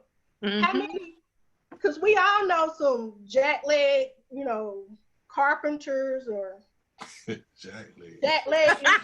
You know what I mean? I don't know. Do y'all use that term, jackleg? You right. Hey, I got your back, Ty. Yeah, I got you, Ty. I'm with you on that. Is that a gas jackleg, crackhead, we got you. Is that a gas thing, jackleg? Shade tree. We right. We got you. We know where you at. We all know those guys, the shade tree guys that know how to do that stuff. But how many of us will be able to get 20 of those guys together and say, hey, I got this abandoned house and I need you to work on the roof and you to work on this and you. How many of us will be able to get all those guys together to help us to finish our house in one day? You can do it. You just gotta do it, but you're gonna have to rope them. You gotta really, and then you have to like put a fence around it and electrify it and say you can't leave until this is finished. Exactly. And that's bad. Well, we have to do that. We lazy. People. We have to make it. We have to. She said we're lazy. When he came home from work, that house was complete. I'm sure it wasn't 100% perfect, but it was complete. I witnessed that in my own neighborhood. Like the Mexicans, a lot of them are they're buying houses. They're buying people with these tax liens and stuff in the house. They going in buying them up. A guy across the street from me, that's exactly what he does. I got him doing some work on my patio. That's exactly what he does. He goes out, and I even have told him a few houses, hey, to go get it. He goes out, they buy the house, him and his brother, some family members. When they go purchase that house, they go in there and knock it out, do the hard work. Their group ain't as big as like what you're saying, but it's a group, 5, 10 of them. They go in there, they work, and they dip. You see the kids out there in the yard playing. They bring the kids. The family is there. They go in there, work. They drinking. You see the cases of cerveza in the trash can, but they over there doing their work. You know what I'm saying? And then they're making money. Mm-hmm. Right. Not to monopolize the conversation or anything, but he also had this great idea. I think it fell through. I don't know what happened, but he had this idea of where he wanted to make Durham the Black Wall Street again. And so he was taking donations, having people all over the country to send him $100. And he bought a music studio, and he wanted to mentor young guys in the music studio. And then he was able to help some of them start in music and mentor some of them with, other things, help them with different skills they had. And he was able to purchase some more land, but he wanted to go on with it, go further. I'm not sure what happened, but I thought it was a great idea because I was like, man, most of us that work, we have $100. And I was like, if that had happened, I thought it would have been great, but I agree. I agree. That's a great idea. I agree. But I think a lot of times we push our people to music and entertainment too much. True. I think he was also teaching them how to plant, because they had like a garden.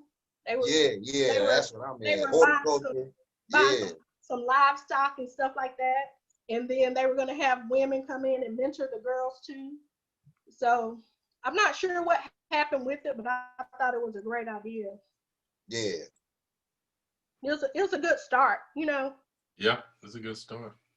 No, I mean it should be still ongoing, but it just sometimes it didn't lose traction. It just happened to be it's still moving, but people attention span just small. In other words, if it didn't make $1 million in like 2 or 3 years, nobody pays no attention to it. Right. Go ahead, Tracy. Go ahead. No, I'm just saying that's true. We lazy and we want things quick. We don't understand that things take time. And a lot of there was I think the Asian culture. Someone was telling me this story about how they come over to America and they all live in one house.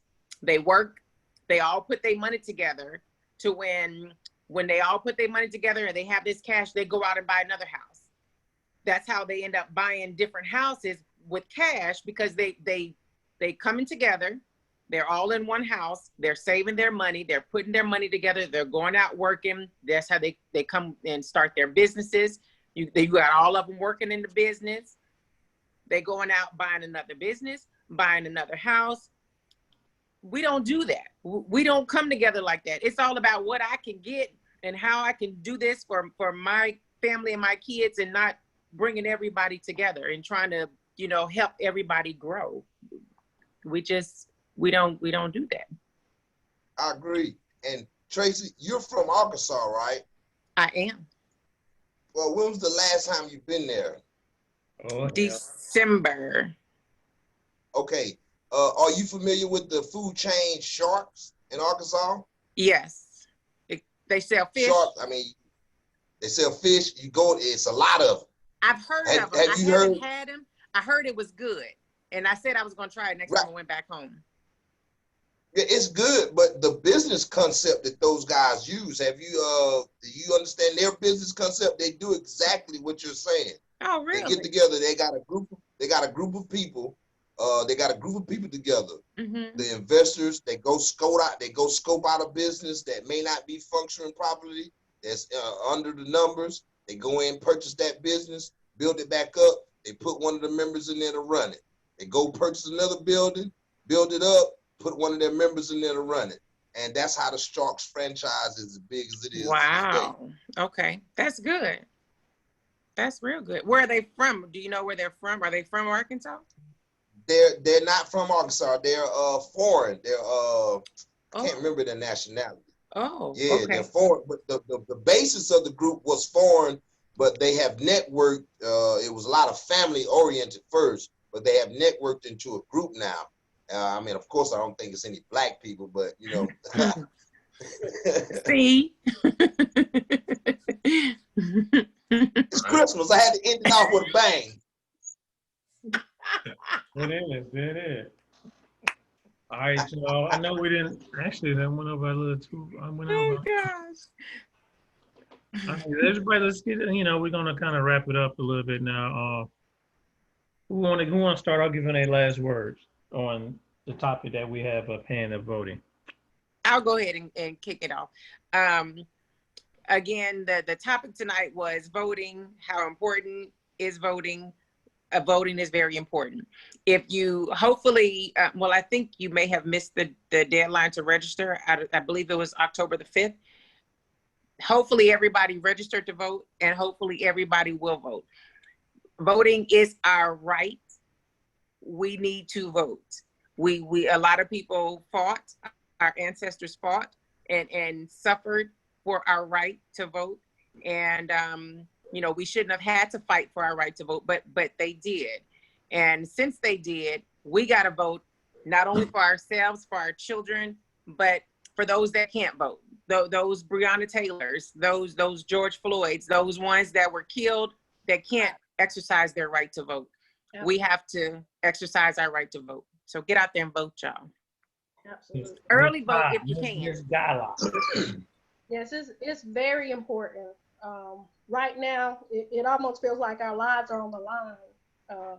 I'm hoping that we will get Donald out, and and if in the event that we do get Biden in, everyone needs to go back and vote, because I think we kind of left. I can't say we. I always vote, but when Obama was elected, they left him hanging. In 2010, right. A lot of people didn't go back and vote. Mm-hmm. So people need to vote and continue to vote locally, as well. And they need to be also researching the candidates before they vote to see what their platforms are before they vote. And I always vote. I was taught to vote.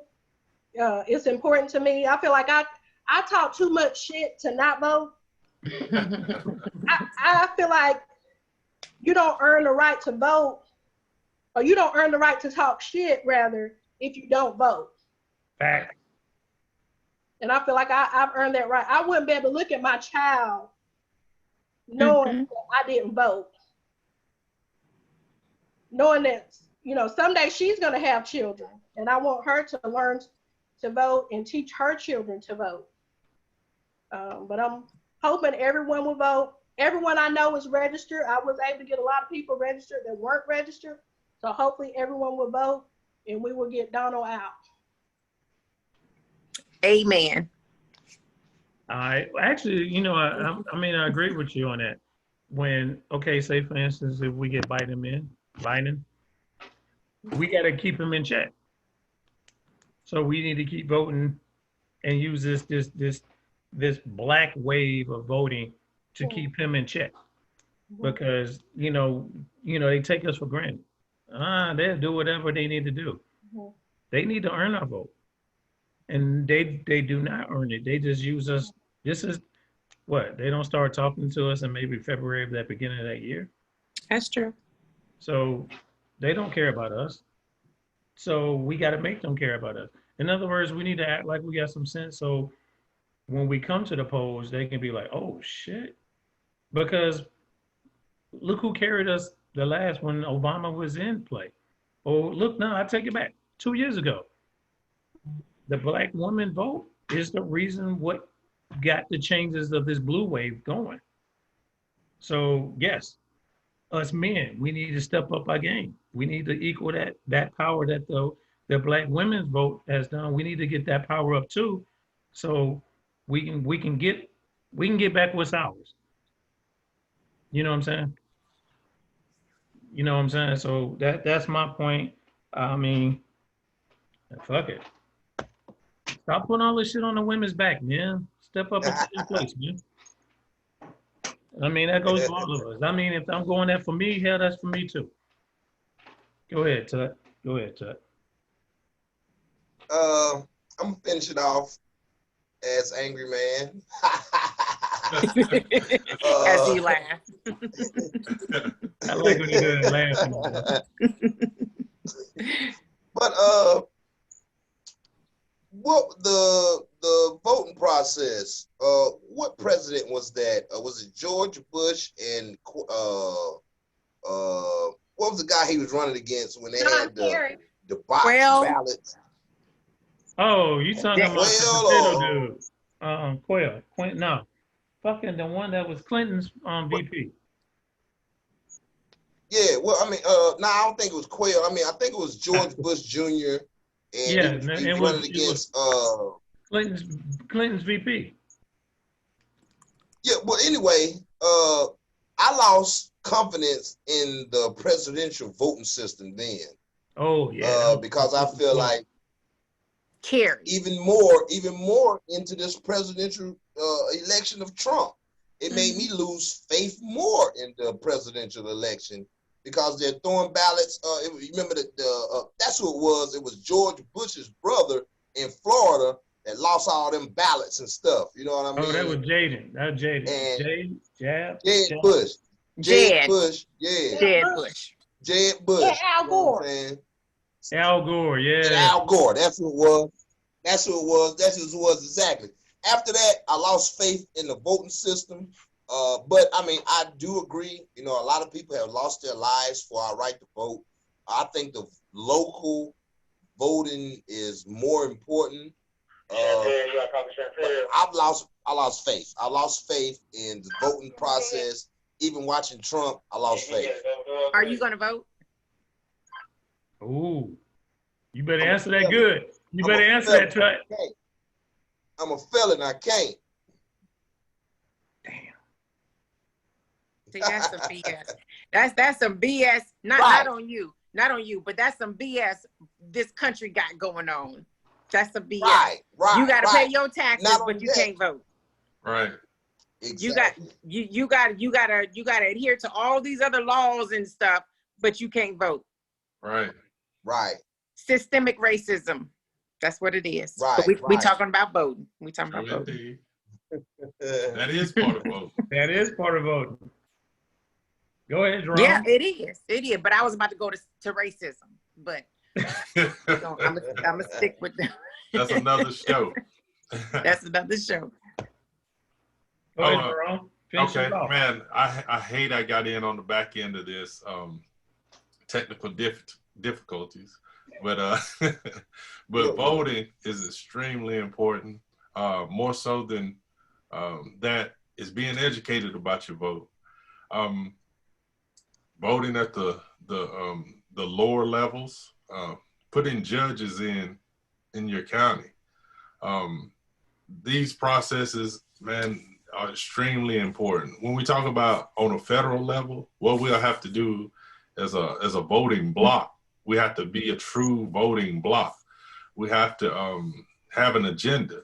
You know, not just say that we'll vote for these people, but when we're voted in, this is what we want done. You know, we don't have an agenda.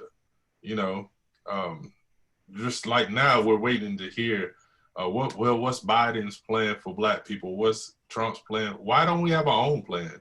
Why are you waiting for somebody else to have a plan for your people, for your community, for your views? You know, that makes no sense to me. We should be presenting them with a plan. But voting is extremely important. Being educated about your vote is even more important. That's where I'm at.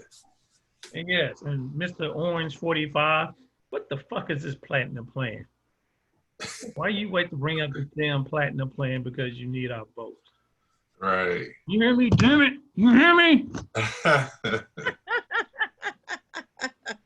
Platinum plan. What?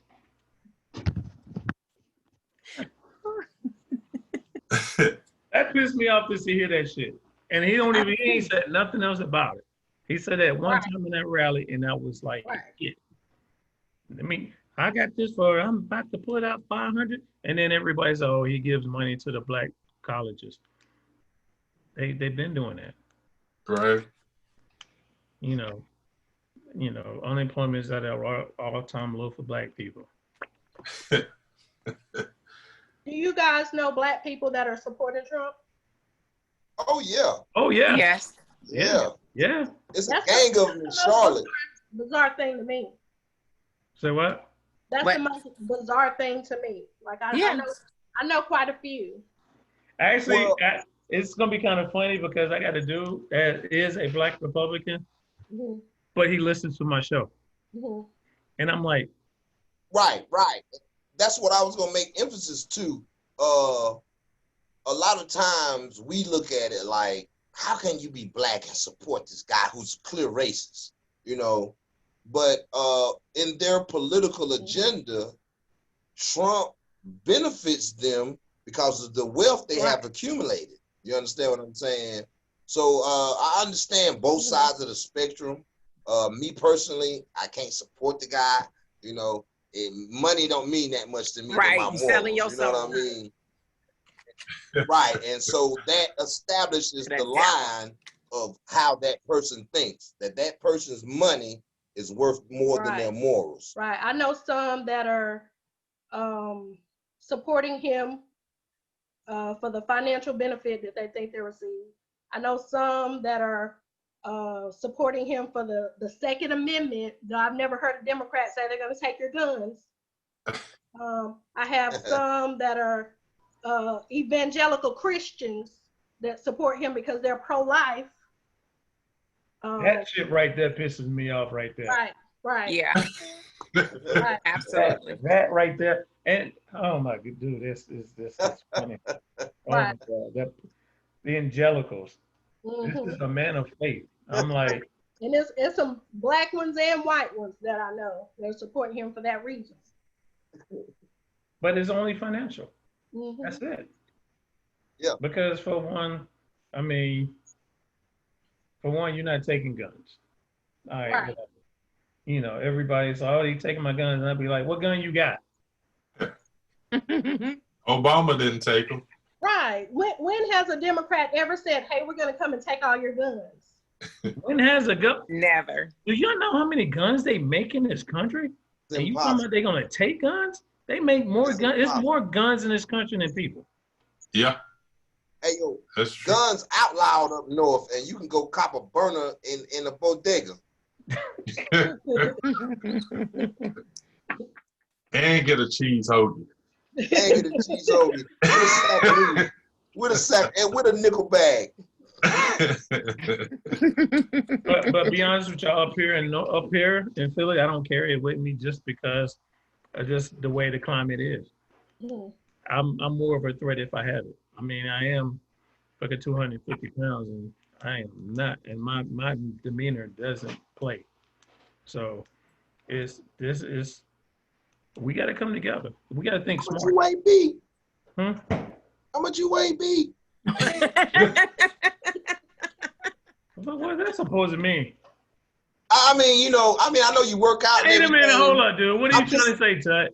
I mean, I know you work out and everything. You've been getting your buff on, but I'm just so used to the skinny B. Like for you to say my weight age, my weight range, like, dang, B, how you get there, bro? No, he's taking shots at me now.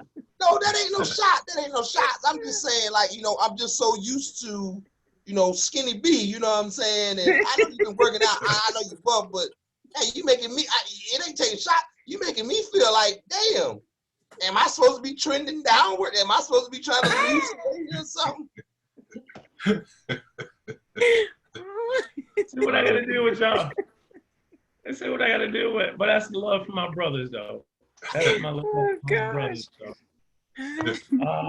I appreciate everybody being on today. I actually didn't even think we was gonna go this long, but I appreciate this. It's a good session. I'm not even caring about the comments on anybody. Actually, really don't. I just like we vibing right now. But I do appreciate it, Ty. You see, we don't beat up on people. We appreciate you coming on. Oh yeah. That's right. But I don't like it when I mean, if I get one female on, I definitely would like to try to bring two. So one don't feel, you see what you deal with, you know.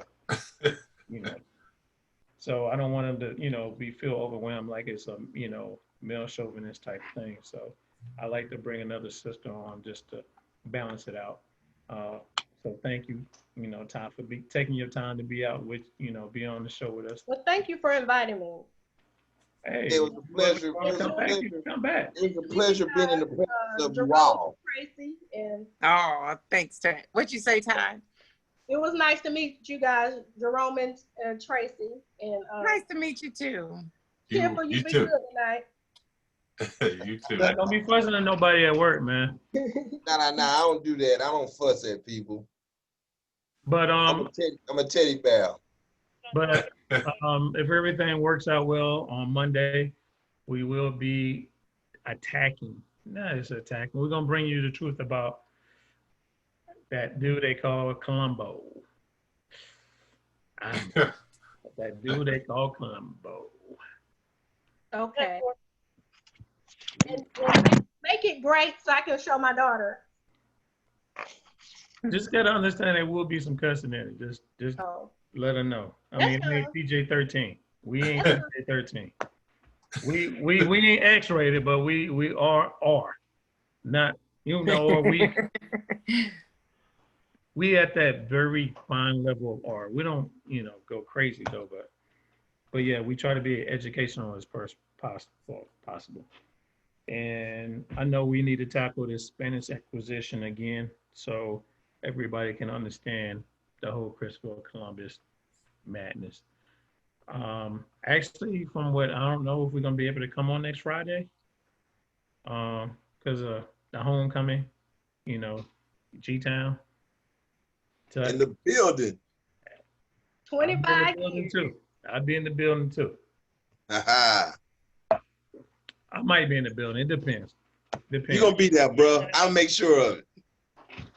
In the city, I'm gonna make sure of it.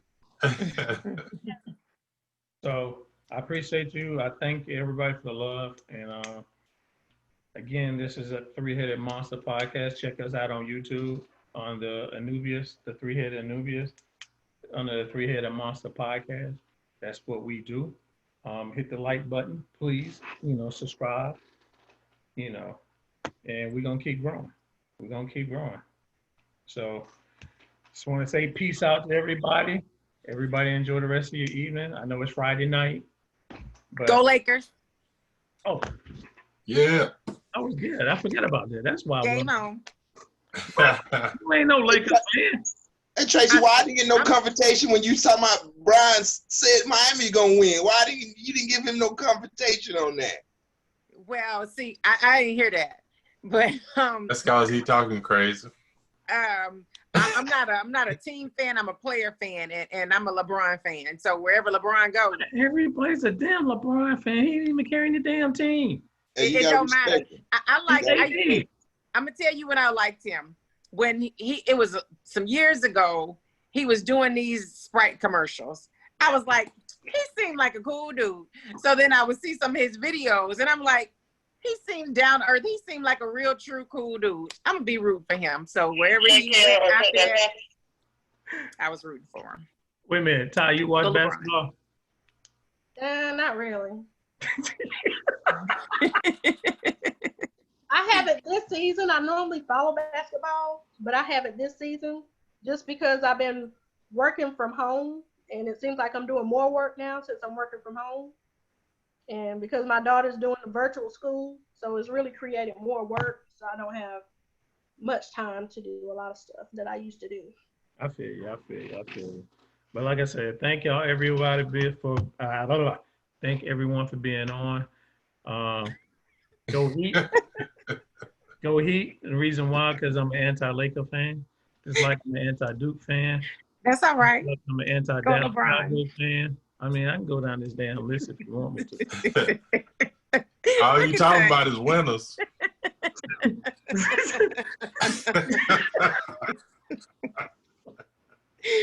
Oh gosh. Peace and love to everybody, y'all. All right. Peace. Bye, everybody. Bye. Bye.